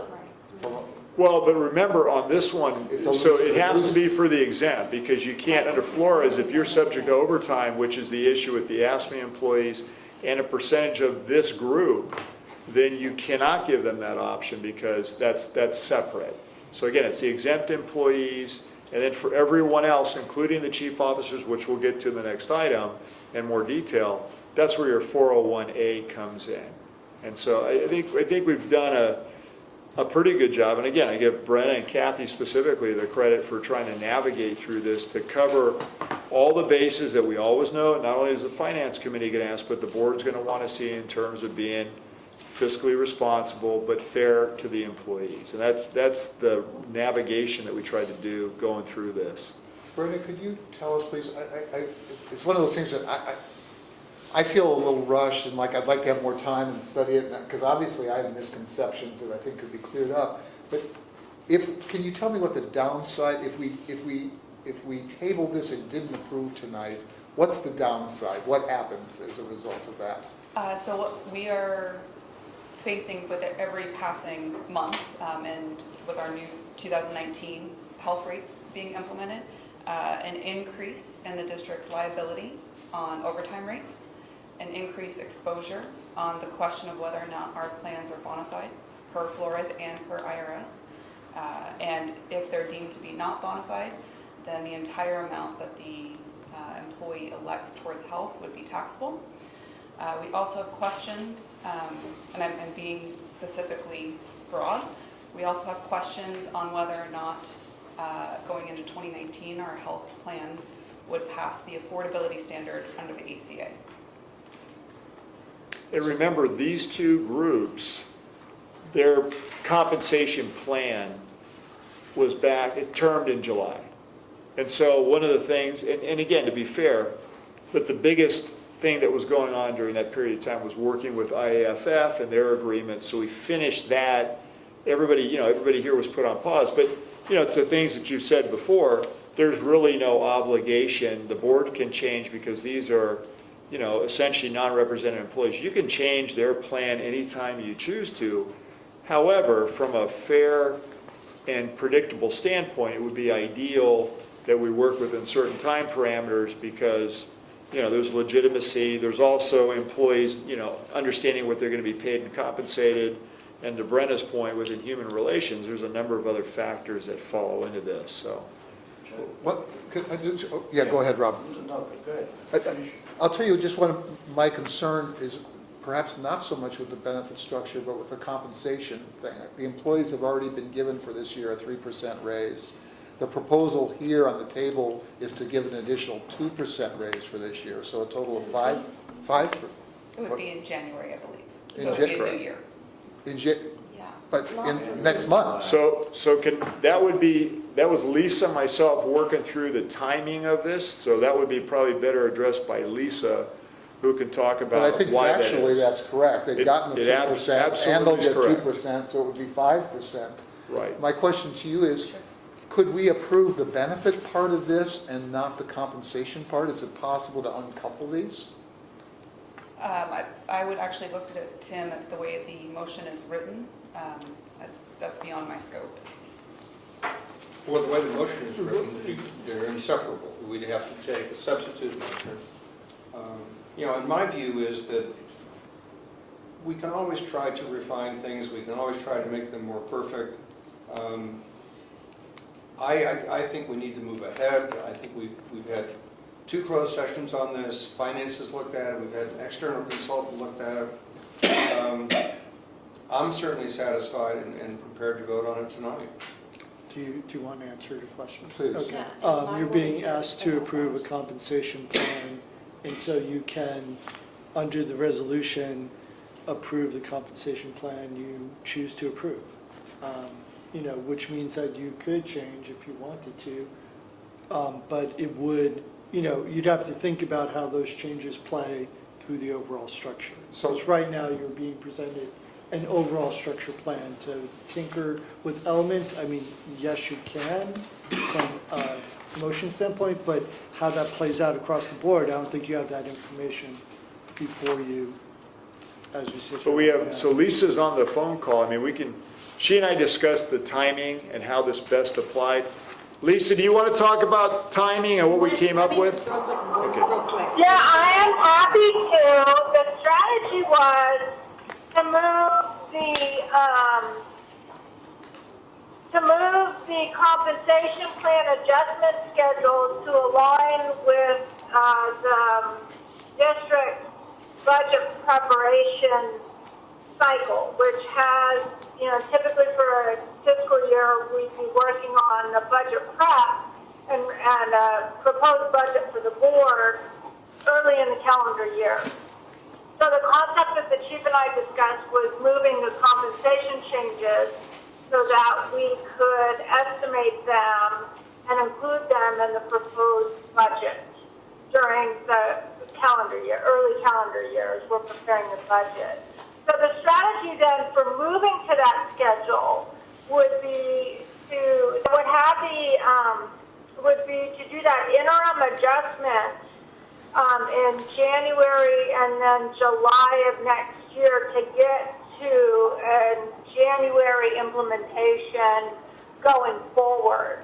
So if we were to move to a January implementation for compensation changes for these unrepresented groups, without staging the first increase to happen in 6-month increments in 2019, if we're going to move straight to a January of every calendar year implementation, it would have the groups getting the full increase, the full let's say 3% the first year in January. So the strategy that we talked about is it seems more realistic and better for the districts to move to the January implementation in 2 steps in 2019, and then starting in 2020, the annual increases would be in January of every year. So I only Rob was first. Go ahead, Rob, you had a question about. I'm still trying to digest something that you just said, so I'll pass and. You were going to, Brendan, tell us a little bit about your conversation with AFSCME, is that correct? I don't know, I'm assuming you haven't. Yes. That was, because that's on here about the possible meet and confer with So proposed changes. We've put AFSCME on notice that depending on the policy decisions made tonight, we would then enter into conversations with them about the changes that need to be made structurally to their plans as well. So they're on notice. Did they respond? Yeah, they're open to the conversation. They know we've been doing a lot of education with that group. They know these changes are needed legally and for their employee benefit as well. So they're very supportive of the district's intent to be compliant. So for me, I just want to make it clear that this is very separate from item 12. This is not, I mean, the issues are the same, but the rates and everything are very different, so. I don't think you should mix up the two, is what I'm saying. Are you talking to me or Peter? Yeah, well, everyone. Rob, are you prepared to come back yet or not yet? I'm still, Okay. I'm still figuring it. Are you looking at I was referring, by the way, to page 2 at the bottom of the page, where, I'm sorry, I'm looking at the responses to my questions. I raised this question, and in the response to my questions at the bottom of page 2 is the explanation where they got an increase this summer of 3%, and now they're proposing another one next month of another 2%. You see at the bottom of page 2 there? Where it says staff response at the bottom? Yeah. Yeah, so in alignment with, again, using AFSCME as the guide, over a 3-year period of time, per year, it was a 3% escalator in terms of the cost on the agreement. So this is essentially the same thing, only as we discussed, that there's an alignment in the timing. So you have essentially in the first year it's 4, in the second it's 3, and in the last year it's 2. Yeah. So it's a total of 9%, only it's front-loaded. And again, you put the alignment on that everything sunsets in January versus July, so when we're calculating budget, which I know Kathy wanted to talk about, we'll know at the end of the year in December, we'll know what our property taxes are going to be. Right. Then we'll enter into that first part of the next calendar year where we know what that is, we know what our PERS rates are, and then we can start to build a budget based upon the understanding of available funds, other obligations, and what the actual budget dollars will be for the following fiscal year. So that I know that we've discussed, that's Right. in here. The leave bank thing, 'cause we had this issue come up a few years ago, and I thought we weren't doing the leave bank anymore. So, That's why I'm a little right, confused so with the leave and bank. you were right, that did come up some years ago, and part of the problem at the time was it wasn't a use it or lose it. And so what was happening was employees were using that for cash purposes, which was inappropriate. Bringing this back is going to have more rules around it, but equally, I thought it was a good suggestion because I know Director Bernstein said, hey, maybe you give them something and pay, but then we run up against the PERS rules. I'm not saying it's a bad suggestion, Right. I'm just This is the first time But I've heard about right, you gotta have this. more, you gotta have more rules around it, which is what we know would be, again, use it or lose it and has a certain specific purpose, so.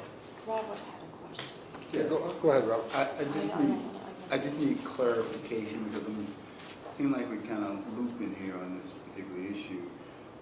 There's four, it seems like I've heard there's four different concerns. One has to do with policy, finance, percentage of raise, schedule for that, and now we're talking about the lead bank, whether that's what happened in the past 3 or 4 may or may not be a good issue, a good thought. So those are the four concerns that people have at this point, because that's what I'm hearing. So for a person that hasn't been in here beyond last year, this is what I'm hearing. But we have talked about this, I think, except for item number 4 to some extent. We haven't talked But- about the lead bank. But if what we're talking about now is a policy, can we get the sense that that's what we're talking about at this point? And we can take that off the table of any concern? I just want to, let me just finish.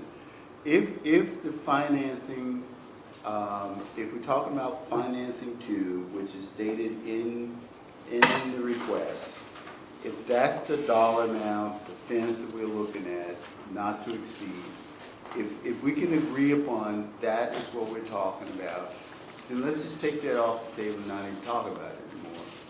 And if the percentage, because I heard from several times about the percentages in terms of the schedule for that, if it's a concern, all I just heard is that it may be too much, it may not be too much, but we did talk about the percentage, we did talk about how it would roll out at a last meeting, that's what I thought.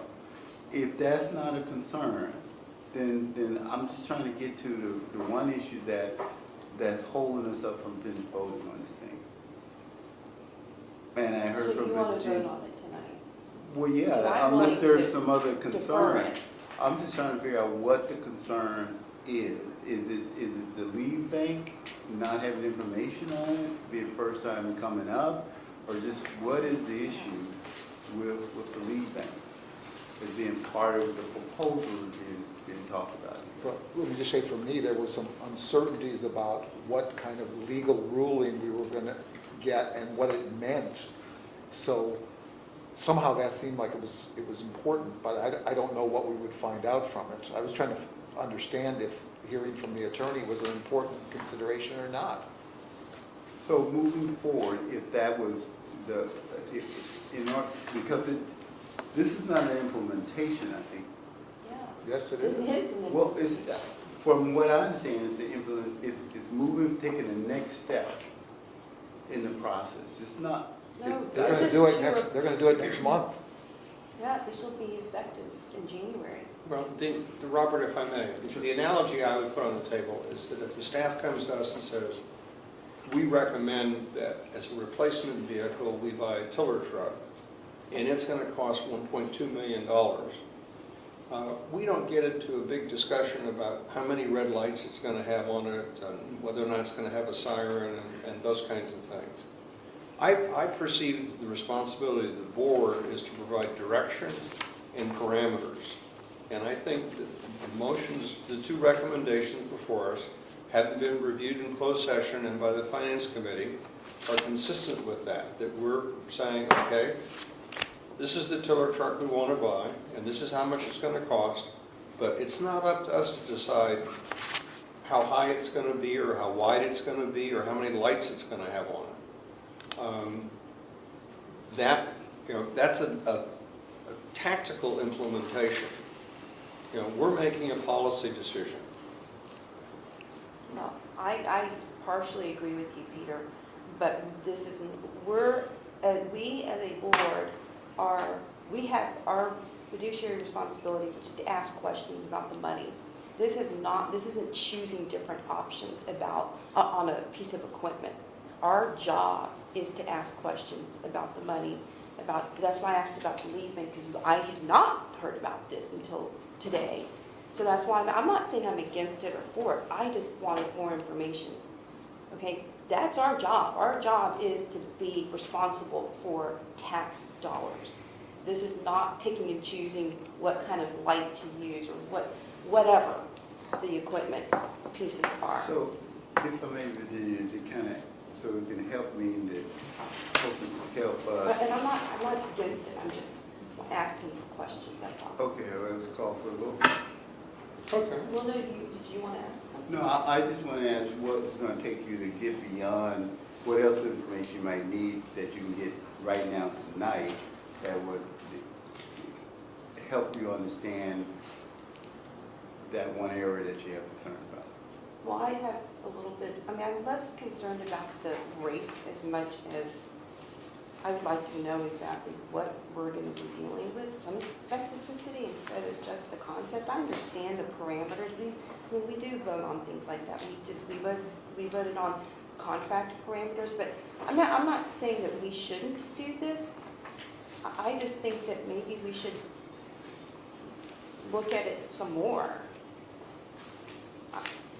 You know, and this isn't even item 12, which I do have some issues about the timing and the percent. We're not on that item yet, but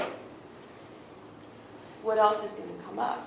You know, the lead bank came up, and it's not a bad idea, but, you know, without specificity, I don't know what's going to come up. And this isn't a piece of equipment, this is money. What kind of specific, you know? Well, I'm not on the finance committee. Don't know what's been discussed. I don't know what the finance committee's recommended. It says that they've just directed staff to do this, and Yeah, so, you know, again, to the broader look here, on compensation, alignment was done with ASME. For 3 years, it was a 3% per year increase in the ASME agreement. It's a 9, this is a 9 in total. this is going to get them aligned with the represented, essentially, which, right? The unrepresented. Correct, it's the same annual Right. increase, although you could argue it's below what CPI is, but CPI changes all the time. It was 4.3, I think, or 4 for this one. It's done in two-month increments, so it's been in the 4s the last several months. But we didn't, you know, we're not going to live off that, right? We said it's 9 for 3 years. Okay, it's 9 for 3 years, work within the 9. When it came to healthcare, again, the boundary was 90% Kaiser. It's about 2,000 right now. We didn't feel comfortable using that, but we wanted to be close, so we said make it a flat, make it 2,000. That's more predictable. It's easier to budget that. Work within that. Anything below that, 401A, exempt. Try and use this. There's no roll-ups in this because there's no other cost. So we'll try and make that work with the lead bank as well. So again, the fences are on health right now is $2,000, and we have not exceeded that, so nor would we. I think the rate of the 5% increase, though, is excessive from my standpoint. I So that's feel, a timing issue. I'm agreeing with Lisa that I think it's a time. renorming the time periods is a good idea, and I think I support that. But we can do that without having to give an additional 2%. We could just leave it at the 3%. If somebody felt that it could be 4%, we could give an additional 1%. But to make it 5%, it then becomes more than anybody else got, really, and it's going to be continued, and it'll be more than the 9%. So I don't think. Are you talking about in 2019? They already got a raise for 2019 of 3%. No, 18. 18. 18. Fiscal year. Yes, but that was for a whole year, so it went through from January 1st to June 30th is 3%. We've given them a 3% raise already. Now we're proposing for the same period of time to give another 2%. No, well, Please help me with. But we can't say no because, and tell me if I'm wrong, it's 5%, isn't it? What time frame I think would be helpful? Well, from January, January Through- 13? January of 19, January 19, okay. they already got a 3% increase for that period of time, for the 6 months following. That was already voted on. So you're saying that the July... We gave them a 3% increase that went through next July. Okay, So I Right? think that July we of understand. And now we're proposing to give them another 2% for the exact same period of time. Okay, I No, think, for the, No, the exact same period of time. not the exact same period. so I think what Director Bernstein is saying is that July of 2018 until July of 2019, the board approved, and from his perspective, the board approved a 3%. No, Yeah. not his, that is what the board approved, Yeah. not, And the 2% is for not that same period. For 2% half is of that for period. half of that period. Correct. But, okay, but I'm saying going forward, that 6-month period, it's a 3% plus a 2%. In my world, that's even more than 5% because it's compounded, but I think it's excessive. So, did you have something, Ron? Rob, I wanted to ask you, you had asked the chief for more information. I didn't see anything more.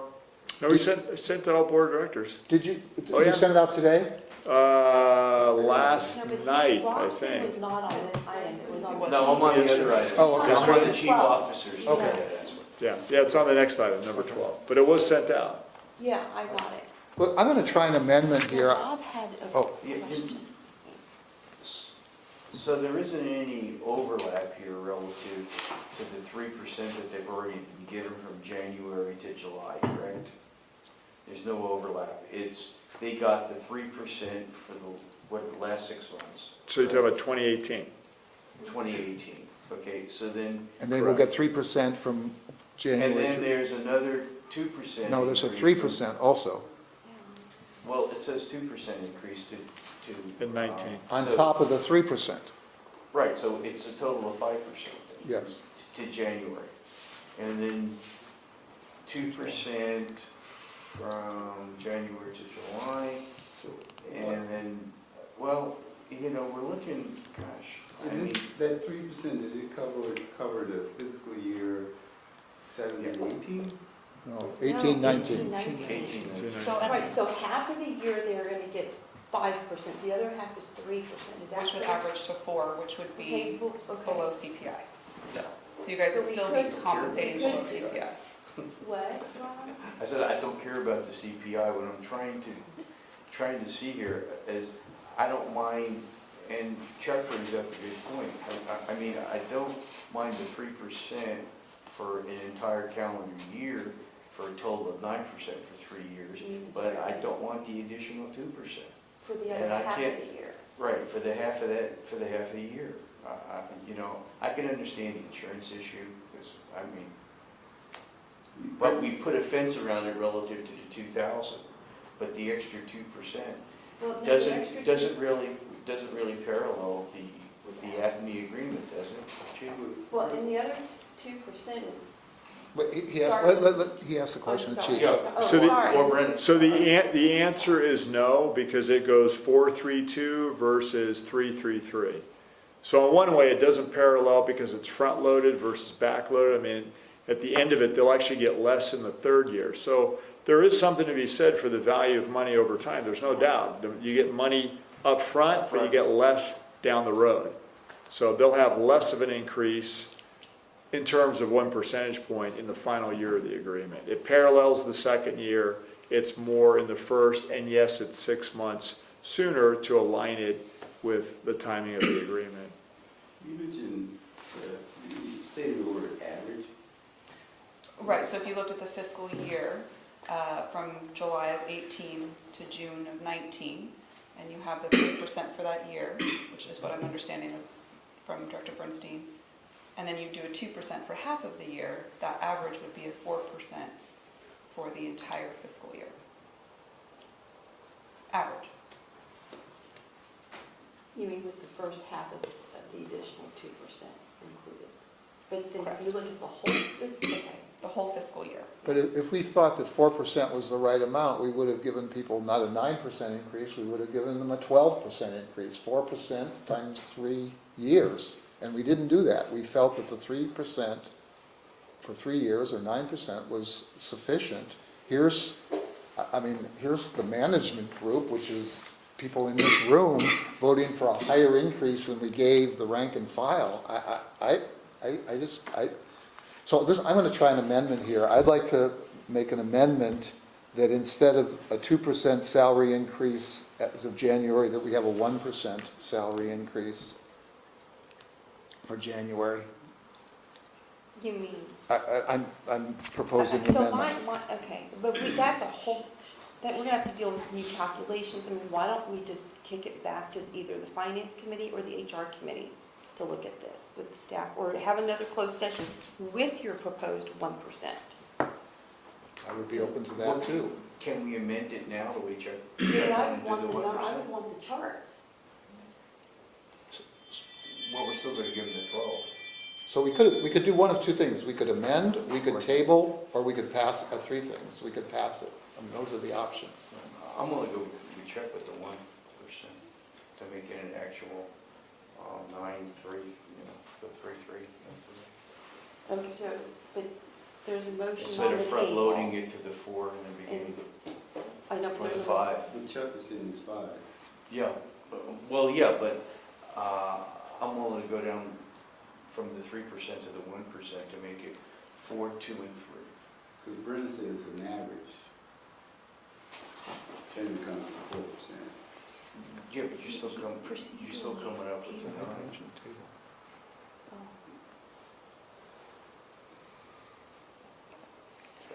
Okay, so Or 10. So it would be, if you did that, one thing you could do is you could go to a 1, a 2, a 3, and then a 3. Does that make sense? So January would be the 1, that's what Director Bernstein talked about. Then July becomes the 2, or, yeah, that's correct, the 2, stays the same as it is. Then the 3 is in the January second year, 2020. thank you.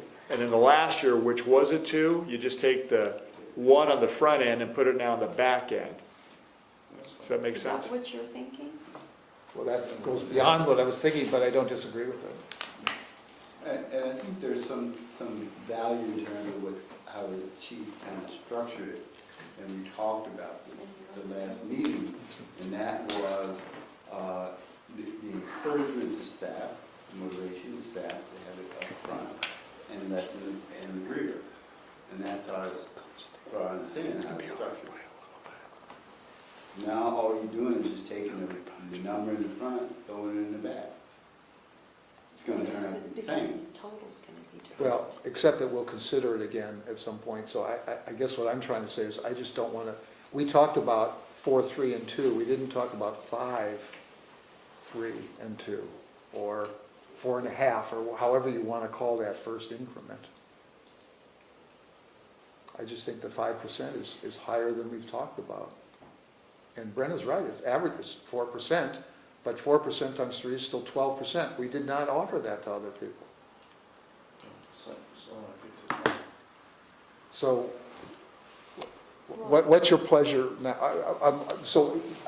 I propose an amendment, and what happens? Do I need a second? Is that how it happens? Yeah, I think you should restate what your are you specifically just changing only the proposed salary chart on page 2? I mean, just state it as to. Yes. Okay. Right now, I am proposing an amendment that it's a 1% salary increase for January 2019. I'd like to then see us revisit this so that we're making annual increases thereafter and not doing this half-year kinds of increases. I don't think we need to do half-year increases. I think all we need to do is deal with the next 6 months, basically. And then and that'll give us time to revisit it. I think it's compelling that the benefits be restructured, and I think we should move on that, but I'm not willing to give a 5% increase right now to do that. So Well, that's my amendment. Is there a second to the Wait, amendment? can I actually, just because it really needs to be clear here, are you saying this is only a term of this agreement through the end of July 2019? Is that, I don't think, you're only, Yeah. can I? on the chart, are you saying you're only? your The answer is motion- yes. That's all I'm saying. Chuck, can I make So it's a another 1 year- suggestion? Okay, just, I think. I'm saying yes. Okay, I'm not asking, I'm not making the motion, I'm just making sure. Go I'd ahead. like to, and I'm just trying to clearly understand. To me, there are two things here. There's the compensation and there's the medical benefits. So I wouldn't mind, even though it's authorizing one compensation plan, can I divide the question between the two?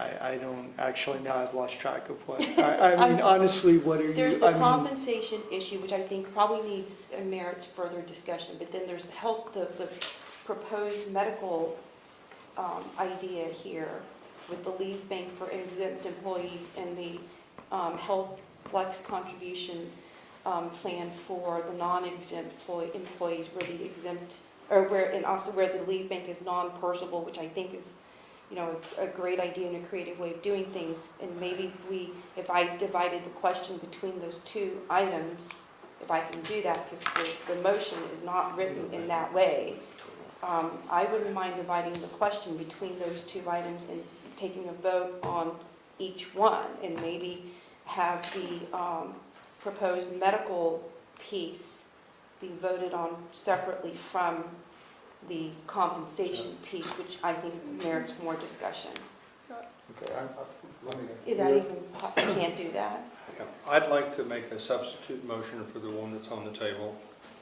Looking at page 2, I would like to recommend that the district implement a 3% salary increase January 2019, a 3% salary increase 2020, and a 3% salary increase In January? 2021. 2020? Yeah, so everything is Jan 3. All of these would be January, 3% 2019, 3% 2020, 3% 2021, which is consistent with the line up above saying the 3% salary increases over 3 years. And so this says, okay, we're going to do it annually, and each will be 3%. And that's what we have discussed in all of our previous discussions. And I think breaking this into sort of 6-month segments was a little bit confusing. I understand why it was done. So my proposed motion is we do 3%, 3%, 3%. Okay, but Peter, now what's happened is we're now giving a 6% increase for the next 6 months, because they already got a 3% increase for this year, and the 3% you're proposing, or did you say July? In other words, We're trying to get this on a January. On a yearly basis. We're trying to get this on an annual basis. So the substitute motion, which I believe Director Solano seconded, was 3% 2019, 3% 2020, 3% 2021. That takes the 2% in July of June of next year off the table. Right. So it's 3, 3, and 3.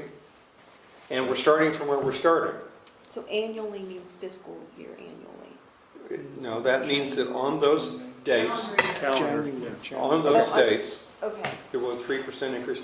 And my motion says the rest of the package we accept the way it is. I understand there's some questions about it and details, et cetera. But that's my motion, and Rob has seconded it, and it's a substitute motion that then takes the place of the motion that's on the table. okay, so we have a motion and a second. And I now want to say, I think what we've done is made it worse, because again, for January through June, we've already got a 3% increase. Now another 3% makes it 6% increase. In other words, it's getting worse. So I think we could craft it sort of like you're talking about, so that we put it on an annual basis, and I think that would be a good idea. But I think the first increment, we shouldn't be doing what you've proposed. So, yeah. Then how do we get to The the calendar year versus the fiscal year? Based on your scenario, how do we get there? Well, the staff wants us to go to a calendar year basis for increases. And so what we're doing now is making the transition from doing it on the fiscal year basis to the calendar year basis. And the proposed salary thing here was 3% increases over 3 years, 9%. And what this motion proposes is that we get rid of the 2% in July of 2019, start with, and then 3, 3, and 3. Just, that's what it And it ends is. in January of 2021. 22. Each of the three can. I'll say again, it's 3 on top of 3 for this first 6 months, which Well, is it's 6%. 3% from where they are now, you know, and it may be 19% of where it was 10 years ago. I mean, you know, what we're dealing with is where we are today with the compensation for these people. The purpose of these two plans is to try to take these two groups of people, the ASME people and the firefighters, and try to get things all synchronized to the degree that we can. There are lots of moving parts here. I know, I don't think it's been thought out carefully. I'm not against it, I just Well, want more discussion. I'm going to move, I'll make a motion to table this. The motion on the table already. No, but that takes So he's precedence. making a motion to table the... To table the item. Is Would there a second for that motion? I'll second. Okay, so it's been moved and seconded. This is not a discussable motion. So we'll take a vote of whether we table this item or not. All those in favor of tabling, say aye. Aye. Aye. And those opposed? Opposed? Okay, so that motion does not carry. We're now back to the substitute motion.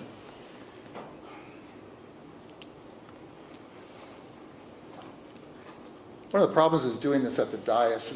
We shouldn't be doing this here at all. And there is a way to do equivalency. Somebody could do this, but, you know, and analytically, it's possible to do it, but it just requires some thought and calculation and so forth to make it equivalent to doing it. The fact is, we've already given a 3% increase this year. This was proposing a 2% increase, which is 5. Peter's now proposing a 3% increase for the next 6 months, which is a 6% increase. No, 3% for the next year. 3% for the next year. But effective It's January. 3, 3, and 3, for three full years. But it's on top of a 3% they already got. It's on top of what their current salary is. But the salary, I'd like to call the question. well, and that's a motion to cut off That is, debate. that is. Okay, so is there a second to cutting off debate? Second? All those in favor of cutting off debate? We have 2. All those opposed? I'm sorry, Rob, Yeah, well, are you cutting off or yeah, opposed? I don't know how to count your vote. I don't either. All I know, I'm trying Do you to, like? I'm seeing here that we have 3, 3, and 3. Okay, they presently, since, well, I'm working off Chuck's answers, okay, which the staff gave. I mean, Chuck's questions, which the staff gave answers to, okay? And Can I have to stop you? I'm really interested in your thoughts, but we're in the middle of a vote on whether to cut off debate, so I need to respect that motion here, Rob. So if you want to keep talking, I will call on you okay. if you vote against that motion. I vote against debate. Okay, and all those against? Yeah, There's 3? Against. And you're- against debate. I want to still discuss. Yeah, this. You're voting what way, Yes. Rob? There are all those in favor of cutting off debate, there were 2. Now I'm asking all those in favor of, all those opposed to cutting off debate, raise your hand. Okay. That's 3. Right. Okay, Rob, now you can continue. Okay, all right. Well, So you're on this Chuck's question, Right, right? right, Not the staff right. report, just to And- be clear. what's confusing, and Peter brought it up here, is that we're doing fiscal year in relationship to the actual annual or January to December. So that's what's really killing me, okay, is that we're using 2 different variables relative to what's a fiscal year through our district, and then what's an actual annual year. So when we're looking at the last increase was, they got 3% in July 2018. 6 Okay. months ago. Huh? 6 months ago. Right, 6 months ago, all right. Then we're looking at an additional 2%, 2019. Which is, starts next month. which starts, right, next month, where they get an additional 2.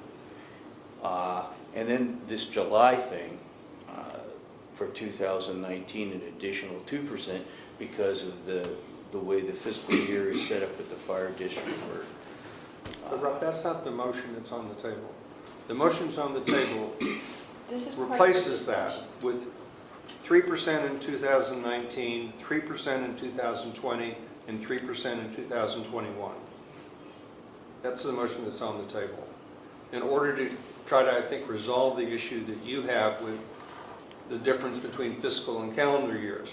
The staff says they want to move to calendar years, and they saw it as a two-step process. I'm just simply saying, make it a one-step process.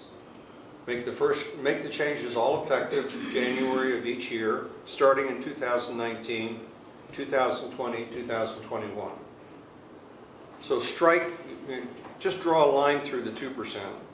Yeah. On the second line, and make the first line instead of 2%, 3%. That's the motion. Okay, so, but it's still January 2019 that we're looking at Yes. 3%. Yes, that's the motion. Okay, so we're looking at that, and then 2020, January 2020, and then January 2021. and that's 3%. Yes. Okay. I would like to graph this, just so that we can visualize what's happening here. We're dealing with Yeah. Peter's proposal, so we're talking about 19, 20, and 21. And this is 1 year here, this is 1 year here, and this is 1 year here. Peter's proposal is 3%, 3%, and 3%. And my point here is, for this part, we've already had 3%. So another 3% would be 3% plus 3%, okay? Just so we can visualize what's going on. Well, I would respond to that to say that the starting point for 2019 is what they're currently being paid. You know, and whether they got that in 2018 or 2004 or whatever, we're saying that's the starting point. You know, it's just a question of how you can use the numbers to argue either way. The fact is that in the discussions that we've had previously, the guidance we gave to staff, I think, is consistent with the motions on the table.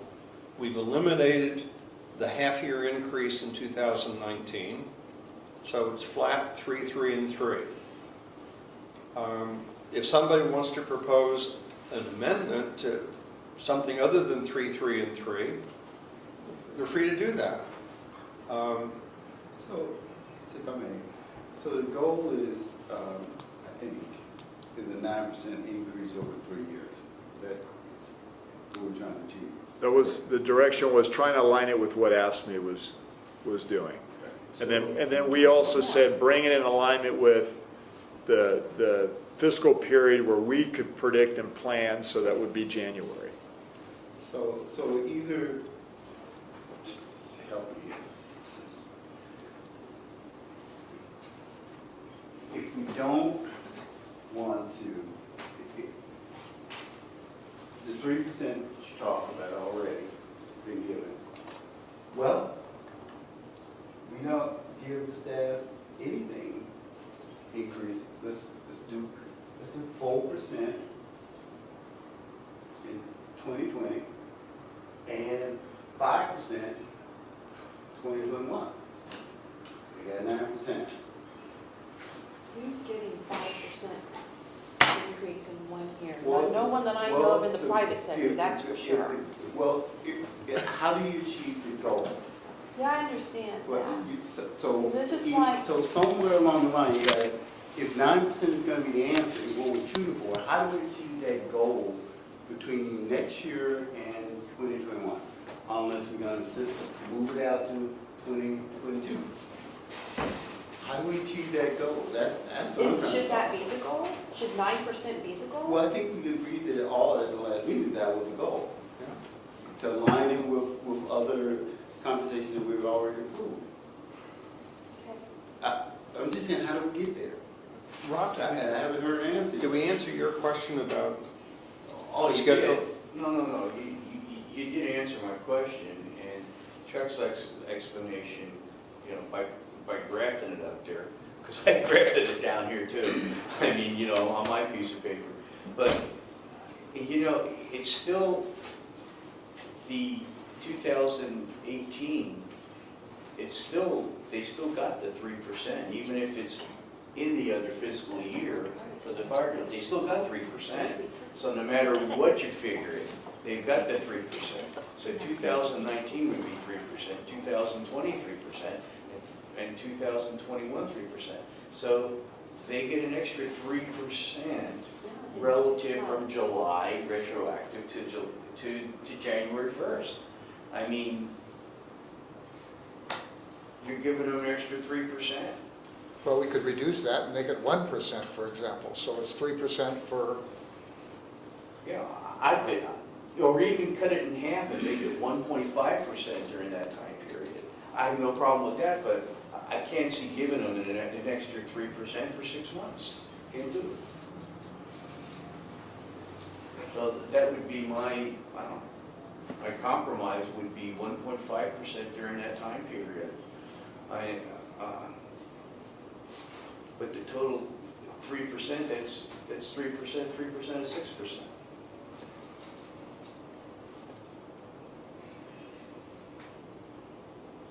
Well, we have a motion on the table. We can vote on that, and then you can make another motion with your proposal. We have a motion and a second. further discussion on this motion that's on the table? Michelle, can you read what motion we have? Well, Well, right now, it's, the motion is to have 3% January 2019, 3% January 2020, 3% January 2021. And all other terms the same. And all the other terms would be The the medical same. stuff. Correct. Medical would be the same. Yeah. Yes. Flat, That's 2,000. why it's divided. all those in favor, say aye. Aye. All those opposed? Nay. Okay, do you want to make your proposal, Laura? Yeah. Chuck, someone? Chuck? No, please, Rob.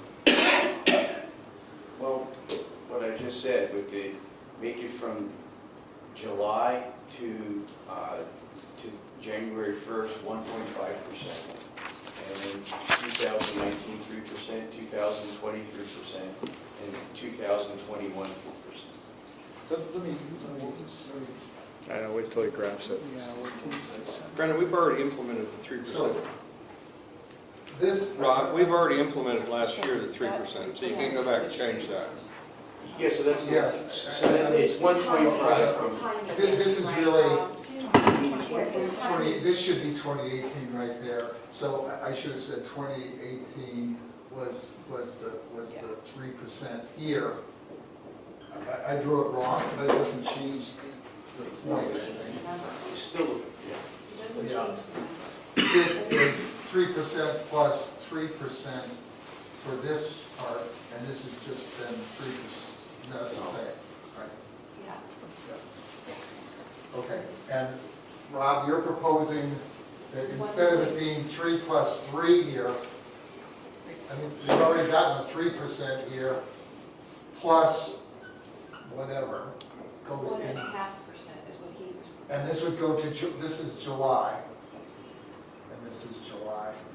Not that we break it up again, this is July. Is that what you were proposing? Well, I'm proposing, because of this split of the 6 months in 2018, where you have the 3% plus 1.5% in your block there, right? Right Okay. here. And Then that's- then not the fiscal year, but the annual year of 2019 to make that 3%. And then Well, 2020. wait, now that's the same as Peter, though. Because remember, we've already given here 3%. He could put it out another No, we didn't give them 3% for that. We gave them, they have a salary that they're currently being paid. Right. And we didn't give them 3% up until June of next year. We gave them, This was the year for which we gave 3%. no, we gave them a 3% increase, and it wasn't time-related. It was at that point in time, we said, there's a 3% increase. We didn't say it was for the year, or for the century, or anything else. We said it was a 3% increase. And if we now give another 3 after 6 months, that's 6% for the last 6 months. How was it defined? The 3% was defined as an incentive pay or is? It's a COLA, it's an annual increase. Chief, you had something to say? Yeah, no, I would say be careful with using the COLA because, we try and stay away from that too because, there's been times where we say we'll tie to that, right? So we don't tie to it. We look at it, it's like what's CPI? Well, it's 4.3 or 4.4. And in reference, it was already referenced, well, we're below that right now. But, who knows what it's going to be in the second year or the third year. So norming it to a percentage is the easiest, most controllable cost. Please. Is it my turn to go up to the board? That's my point, this is something. All right, so we still need 6 months, right? In Am I 19. right? 9%. Am I right? We still need 6 months. Other We don't need down 6 below, months. down below, Go down one line. one more line down. Well, kind of like over here, okay? So that's what I'm proposing is the 1.5 during this little 6-month thing. And yes, I know Chuck with the 3% here, 3% here, 3% here. Not fiscal, but annual. So we eliminate these 6-month increment things. I mean, Trevor said that's 10%. huh? Trevor said that's 10%. Well, So how do we get to an annual increase? That's the problem, because you have annual, and then you have our fiscal year where it's August 1st, August 1st. The answer to your question, Robert, is that we are conflating these issues. Right now, these people have a salary that they're getting. And that's the point at which we're starting. And if you feel that you want to reduce the 2019 increment from 3% to 2%, or 3% to 1.5%, that's fine, but it doesn't make any sense to keep looking backwards. We are where we are. I propose 3, 3, and 3. If somebody wants to propose something else, that's fine. But don't then sort of say, well, they got paid, they've gotten a 12% increase since 2010. That's not the issue. The issue is, where are we today, and what did we propose to do? The staff has worked very hard, I think, to try to put something in front of us which brings all of these different groups into alignment time-wise, and they proposed to us a solution which they think was equitable. We've had an outside consultant come in to make sure that the cost figures are correct. So if you think it costs too much, then fine, say let's reduce the cost. What I'm hearing, though, is people say what we're concerned about is the appearance, that we're giving an X% increase over some arbitrary period of time. So if you don't like the appearance that you're giving an X%, then the only option you've got is to say, okay, in the first year of this, instead of being 3%, it's going to be 2% or 1% or 0. And on which of those options can you get 3 votes? So the other option is, because Lisa and I worked on the alignment piece, because that seems to be what's throwing everybody off. If you make it July, July, and July at 3%, you have the same thing. The only thing that you don't achieve, which is what we wanted to try and norm, was the period of time. The reason it went to January is so you know your property taxes, you know your PERS, and you can plan within that 6-month window. But, I guess at this point, saying we're going to plan is 3 years out, because if you just norm it, which is what everybody's saying, you're going to know what the cost is anyway, it's 3%. So that solves the problem. started. it doesn't address the other issue, which we tried to address, and maybe we overreached on that one, because then we tried to figure out how to make it fair and front load and do all the things we talked about. So if the standard rule has been July 3, 3, and 3, and then you're at the same spot. That So would you're get, saying start the 3% in the second half of 2019? just do what we've been doing. In July. But I mean, July. it doesn't make the other Fiscal year. problem go away. It just puts the other problem 3 years down the road. Because we're gonna end up at the end of an agreement, we're gonna end up with a compensation plan that ends like this one did with an increase, but then the plan terms, and I know everybody said, well, that's kind of weird, why are we doing that? And Lisa agreed, she said, yeah, that's not standard practice, but rather than overcomplicate this too, Well, I think that's standard order. I'm going to come back and say, I mean, so much of this is in the presentation, and Peter has said, let's not look backward, but if we look forward, I'm saying, the people got a raise for 2019, not the whole year, but just for 6 months of it. But I would vote now, if we made that increment 1% for that 6-month period, in other words, starting in January through July, if we made it 1%, I would vote for this, And then do rather what than for- Peter's 3% here. In other words, same thing, everything So you else. do, going back to this chart, you do 1% and then 2, 3, and 2? No, I would do that, I would go 1, 3, and 3. I'm sorry, not with these 6-month increments. I would do the one for the period January through July, and from July on, 3%. But then you're back in the cycle that we're trying to get out of. No. Because if you've got 2 3s for 2 years, then you're July again. Oh, I'm Maybe I proposing the don't understand. 1% through, from, For the- 6 months. From January Till January, 2019 till till January. the end of the. Go 1% for 2019? yes. And then 3%, that's only 7. But they've already had 3 for the first half of this year. So I think Chief made an interesting point, and from an HR perspective, we can definitely support the implementation of that, and that is to So I continue. can't hear you, Brennan. Sorry. You support the what? The implementation of what Chief had said, and that is to just remain on a fiscal year for the increases. It doesn't achieve one of the goals, but it does, I think, help the board resolve this overlap piece. And I would say, in support of the Chief's statement, potentially consider that. See, that's the problem. It's like, this is like a nightmare to me, because I had to deal with state funding versus federal funding, and that was even worse, because it was October 1st, October 1st. And I don't know how you do it. It's called with Task Force USAR. 3, Yeah, it's trying called the to federal get- government. To try to level that out. God bless you for doing that. So, I just, the point that the chief said, and you just brought up, I think if we're using, July as that point, and, just do it as a fiscal year, not an annual year, and just break them down that way. I mean, Or if we're gonna stick with the 9%, Rob, and you go with your 1.5%, you could do 3 3/4 for 2020 and 2021, if you wanna stick with the 9%. And then that if you should still get want to us stay back, with the 9, yeah.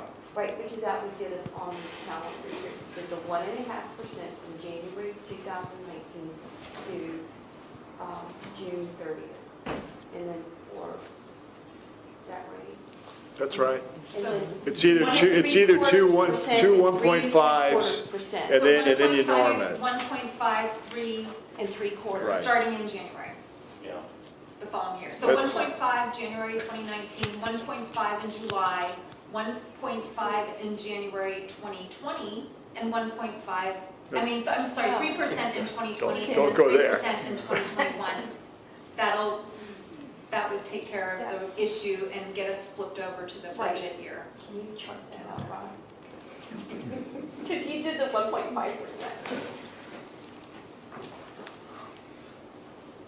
All right, so we're doing, So just, 2019. Just starting 2019, January 2019 would be 2019. 1.5%.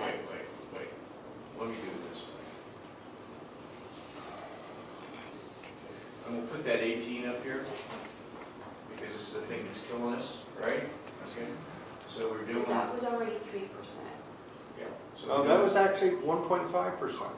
We're doing Because if you're July. doing it on the annual basis, folks, you gotta say, okay, that was over for the period of, So we're doing 1.5, right? I That's- see what you're saying. Okay. that's the Now, annualized figure. Right, then we've got here, 125. where we have 1.5, and then we have 1.5 again, right? That's correct. And then we get Okay, to 3. then we're And doing then here. we go to January and we normalize. 1.5. Three. No, Three. three. Three We're and gonna do three. 3, okay. Three for the last 2 2 years. years, the last 2 Okay. calendar years. So starting January All right, so 2020 we'll would do be 3%, and then 3. January 2021 would be 3%. All right, so we're doing 1 through 12, well, January through December, 3, Yes, right? yes. And then, That same gets way us on here. the calendar year. And then here, we're We're doing dividing the, it up. 1 through 6 and 6 through 12. right, we're Right. doing this, breaking it up into the, What do y'all think about that? Well, what I would ask you to do is just take off 2018, because that, you know, that's not on the table. well, that's already been done. That's, it's Right. not on the table. So just It's cross, confusing. don't erase it, just put a line through it, so that. Well, no, it's irrelevant. Yeah, we're starting from, where we're I'll starting. circle it, so we can. But anyway, so that, maybe that's the way to go, 1.5, 1.5, and it'll get us to the calendar year, but still give us the range of board. Okay, fine. Who What made do the you- what do you- motion? what do y'all Who's think? got the motion on the table? We don't have a motion, but let's. No, no, there is a motion, I thought Yeah, you who made. made the motion? No, you didn't No, have a motion. I'll make It the was not motion. a- Go ahead and- I'll make the We don't motion. have a motion if Yeah. somebody I wants will to make the motion. Okay, since and I. Substitute come up- motion. Got it. You're gonna make a Substitute substitute motion to do the first increase starting January of 2019 at 1.5%. The second increase of 1.5% in the second half of 2019. Can you just say July of July of 2019, so that 2019, way? yeah. Right, Okay. thank And then, you. and then January of 2020, it'll be 3%. In January through the full 12 months, and then January of 2021 would be the 3% for the other I'll full second the 12 months. motion. Okay, so Virginia has made a motion, Peter has seconded it. Why did it take so long to think about? Is there any further discussion? All those in favor, say aye. Aye. Aye. Opposed? Yes, Tim. No, I was just going to say, no other changes. We've already done You're taking it by that. step. Yeah. Okay, For the okay, reso. All, Yeah. yes. Yeah, all, yes. Okay. Thank you, guys, thank you. Decision-making by exhaustion. Oh, Well, we okay. got it done. Okay, but hopefully this will simplify Sorry, the next Jim. one. So item number 12 is the compensation Same plan item, for but the for the chief chief officers. Chief, you want to address this?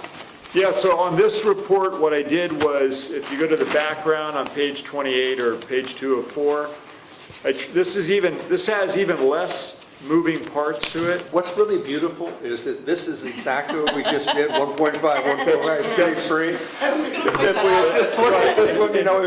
And so, yeah, I wanted you to know, there's a lot of, I would like to make a motion. there's a lot of things that are not in here. I would like to make a motion to, That's where I saw it. before we discuss, I'd like to make a motion that we approve this as recommended.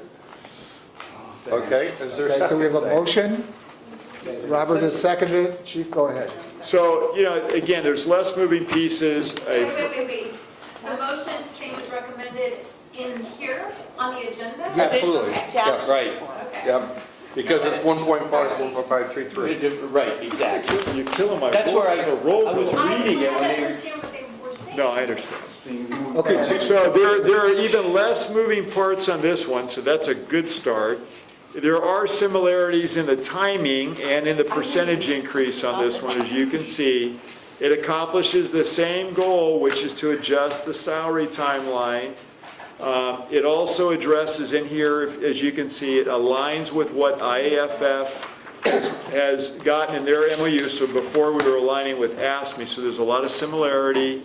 And if you have any questions on this one, dental's the same, but dental's the same for everybody, so you can even take that out if you want to do it. And on the Wave Medical, to Brenna's earlier point, they do not have this item regarding the leave It's strictly the 401A plan, and you can see it's a not to exceed of 2,000 as well. So this has I guess a ceiling on it, if you want to call it that, and it's good for the life of the term of the agreement, right? I mean, it's even more simplified, I guess is the best way to put it. So, I have no questions, Mr. President. Okay, so we have a motion on the table. Virginia seconded it in discussion. No, Robin, did I second it? Yeah, you seconded it. Do a discussion, Rob? Yeah, I just want to thank Brenna. Thank you for running this for me. I had broken down all the chief officers individually so I could see with all the breakdown and the costs, what the taxable income was. Because what I did was I broke down the city of San Mateo and Redwood City. And you don't really get the true picture until you actually break down what you did. And I was able to see that we're pretty much comparable. Where we're coming from with our chief officers. So, thank you, Brenna. That's all I have. I just want to be clear, and my understanding is clear. What we're doing with both of these plans is just adjusting the beginning point and end point of the compensation range. Correct. Where individuals fall within that is discretionary in terms of the supervisors and the chief and so forth.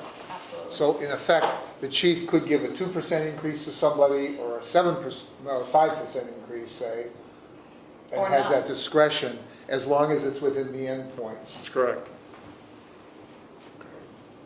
So it's not, it's not the increases. And in general, aren't most of these people near The top. the upper end of the range? Not in this group. You have brand new chief officers who've just started Chris, out. like, yeah. Yeah, What Chris is the is, Italian chief? well, yeah, so if you were to look at that spreadsheet that Brenna sent out, it's in there, and it shows where everybody sits.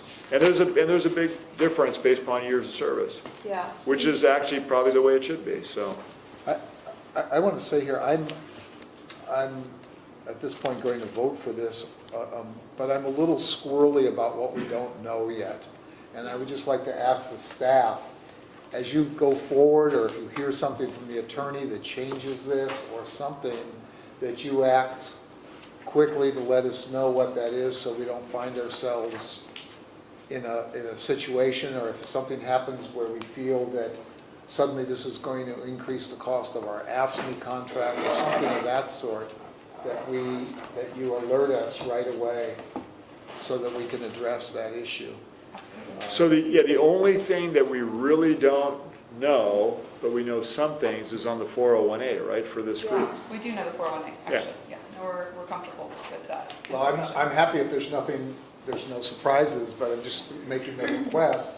We're approving it without all the information, and if something comes along that's adverse information in terms of our expectations, that we be alerted and we discuss it. So PEP is pretty straightforward, salary is straightforward, term is straightforward. Dental, we know there's going to be maybe an administrator plan change at some point, but that's agency-wide. And so really the only other piece is the 401A. And when I say you don't know, there's still questions we got to ask in terms of what would work, but we do know that there is a 401A plan, and Brenna's looked into it. We're in discussion with Nationwide and setting up the document. Could you just, like 2 sentences, tell what the 401A would do for people? Is it like a 401K? or- It's similar, it's an employer-only contribution. So it functions very similarly to a 401K, except that an employee cannot make contributions in the way that we're structuring it. Cannot or Cannot. Cannot. Two beautiful sentences, thank you. And people are there, they can immediately participate in it, there's no waiting period or anything like that? No, not the way we're structuring it. Okay, any other comments or questions? All in favor of the motion? Aye. Okay, 5-0. Wow, that was easy. Well, probably because it was 1.5, 1.53, and 3. Just we're now at item number 13, which is the certification of the statewide general election results. Can I have a motion? I move. Jim, you gonna call your family back? It's been moved and seconded that we accept the report, item 13. Thank you, And Lisa. adopt the resolution. Oh, and adopt the resolution. Thanks. Bye, Lisa. I think she hung up. She- Oh. She's still there. Okay. She's off the clock. So this is this is the county election office certification of the election results. Anybody have any questions or comments? All in favor of accepting the certification? Aye. Say aye. 5-0. I think. You're abstaining? Certified in the way. Oh, okay. Absolutely. You have to. Certify yourself? So you're legit. Right. I'm saying, so you're voting aye? to Yes, clarify. it's Okay. unanimous. Oh, look at Peter. Peter's already got exit stage right.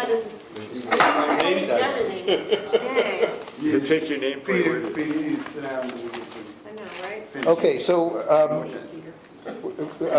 we're going to swear in, and item number 14, out of an abundance of caution, I feel like I'm already sworn in, but I'm going to have the vice president swear me in again, so that I'm twice sworn. And Sworn at. Robert, Sworn, and sworn. our newly elected member, Jim McLaughlin. Yeah, we If the can- three of us will stand up here, please. Before we go, Oh. because Peter, there's going to be a switch, and I just want to make a comment, quick comments. So everybody that made their comment, and, you know, allegiance and stuff to Peter. I just want to say, I appreciate you as a person for our conversations and about how to be a good board member.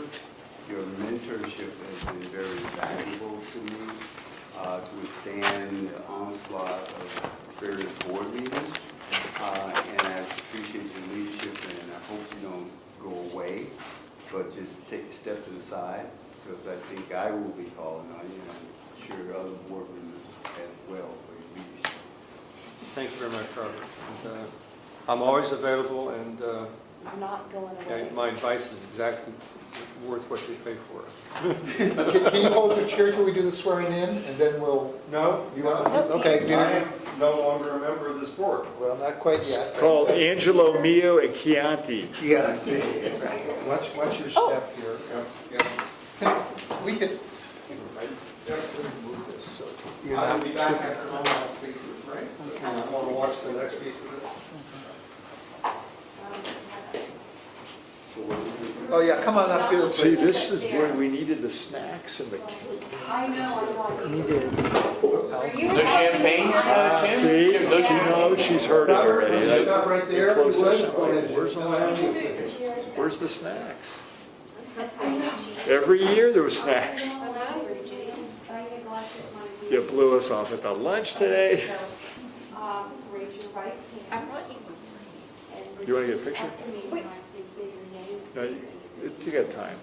I I, Chuck Bernstein, do solemnly swear or affirm do solemnly swear or affirm Got it? that I will support and defend the Constitution of the United States that I will support or defend the You got time, you got time. United States and the Constitution of the State of California and the Constitution of the State of California against all enemies, foreign and domestic, against all enemies, foreign and domestic, that I will bear true faith and allegiance that I will bear true faith and allegiance to the Constitution of the United States to the Constitution of the United States and the Constitution of the State of California, and the Constitution of the State of California, that I take this obligation freely that I take this obligation freely without any mental reservation without any mental reservation or purpose of evasion, or purpose of evasion, and that I will well and faithfully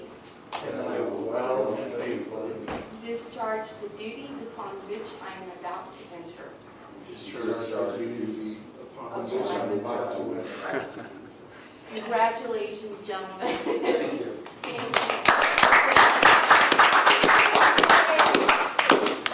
All right, where's the new name, where's the new nameplate? Got it right here. Speed it up here, he's just about to take a seat. So get a better seat. And I get the pleasure of handing out your certificates, right? Congratulations. Thank you. That's where I saw the Oh, 125, and yeah. going over the Chiefs. Congratulations. Stocking. Jim, we'll get you added to the email list tomorrow. Okay, so then Thank you. I'll let you know when that happens, so you're in the system. All right, thank you. And you can start getting the email through the district system. And I would suggest, you probably know this, I'd keep your personal and, yeah, Okay, separate, yeah, look at Tim, he's like, yeah. I would like to return the meeting, please, to order here and move to, after welcoming Jim to the board, I'd like to move to item number 15, which is the nomination and election of 2 board officers. I will open nominations now for the position of president of the board. Are there nominations? Or may I have nominations?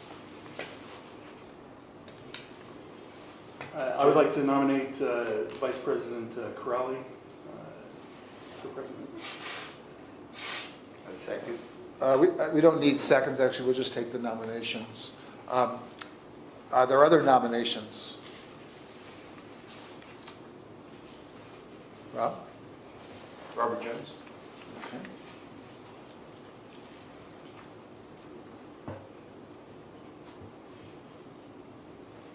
Any further nominations? I will close the nominations then. We will each vote for one person, and I'll call them in the order in which they were made.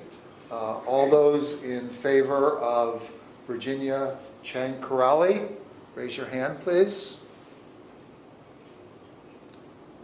Aye. Okay. And all those in favor of Robert Jones?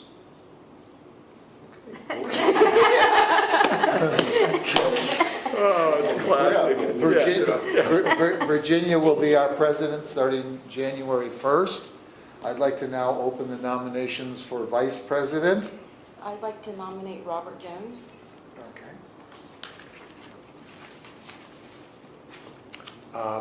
Are there other nominations?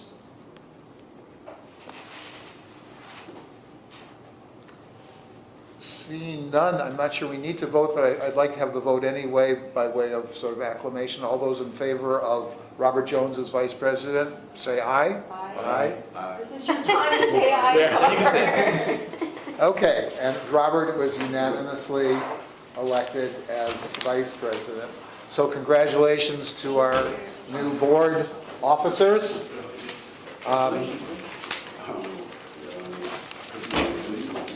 We have proposed agenda items. There is one item on remaining here. We took one out of order. We took number 17 out of order. Item number 16 is the Virginia Chang Corrali's recommendation that we consider an off-site retreat to discuss the 2019 board goals. So I'd like to open that up for discussion.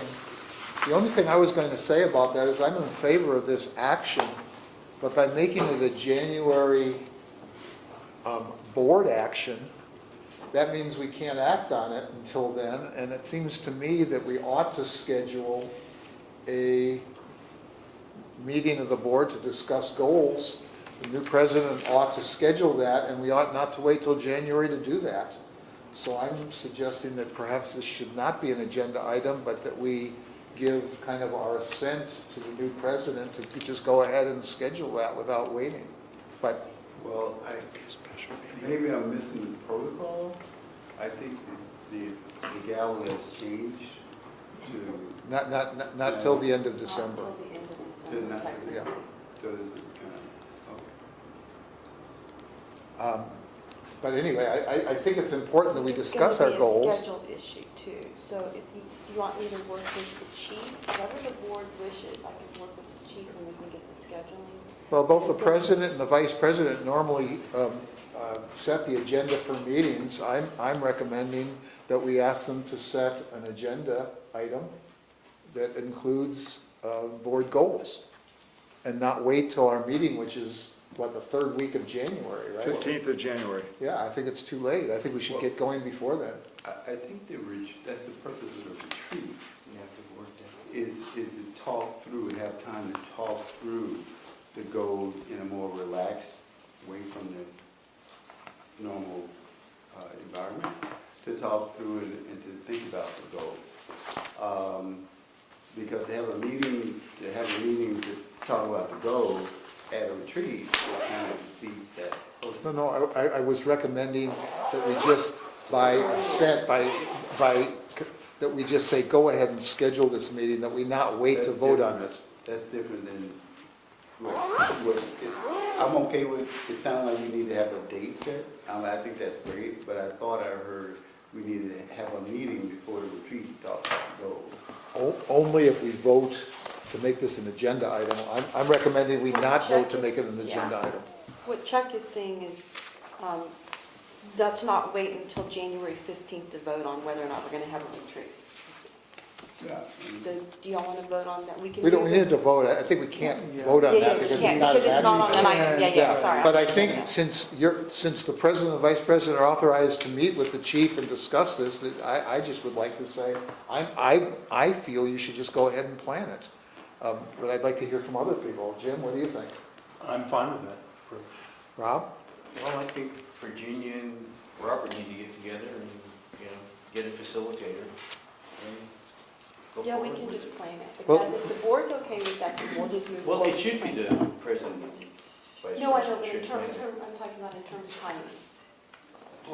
Throw out some Yeah. dates. I mean, Yeah, that's what I'm saying. Let me, I just want to clarify a couple things so we're clear on this. And Robert, this goes back to a discussion we had previously at the closed session. The retreat could certainly be more relaxed. I mean, the technical term would be a study session. That is where nothing will be voted upon, but it still would be a public meeting.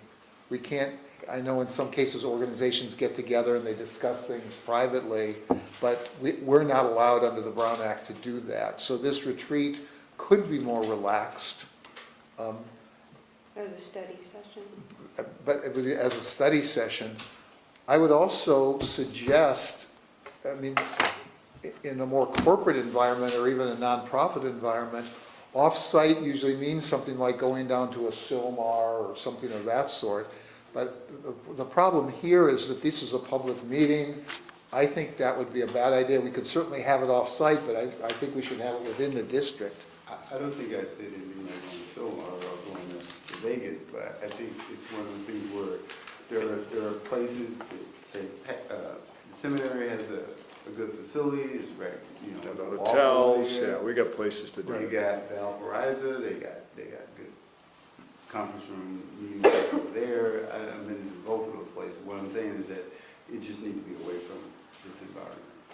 And that would be fine. That would certainly be up to the, That's what we can discuss with Right, the chief, yes, the right. president, and the vice president can Right. discuss that. Yeah, okay. So I'm good with that. I would like to then recommend that we not make this a board agenda, that you get moving on it right away. And You mean for January? Or, that's up to you.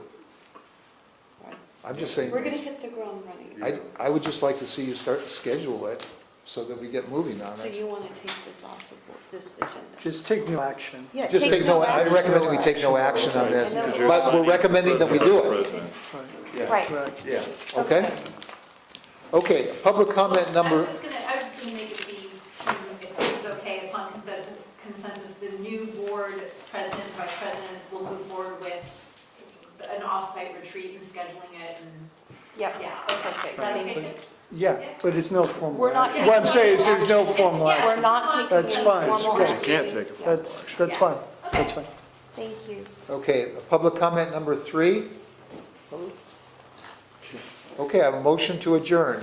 So moved. Second. Virginia has moved, Robert has seconded. All those in favor, say aye. Aye. Aye, 5-0. I just want to say to everyone, thank you for the privilege of being able to serve as president this Thank you, year. Chuck. I've Thank you. enjoyed it, and Yay. I'm looking forward to a very productive new year. Thank you. Happy holidays to everyone. Thank you, Chuck. This is what we do at the Christmas party, see that, because there's more people. Because Sean is an audience of one. Exactly. Same to you, thank you. No, it looks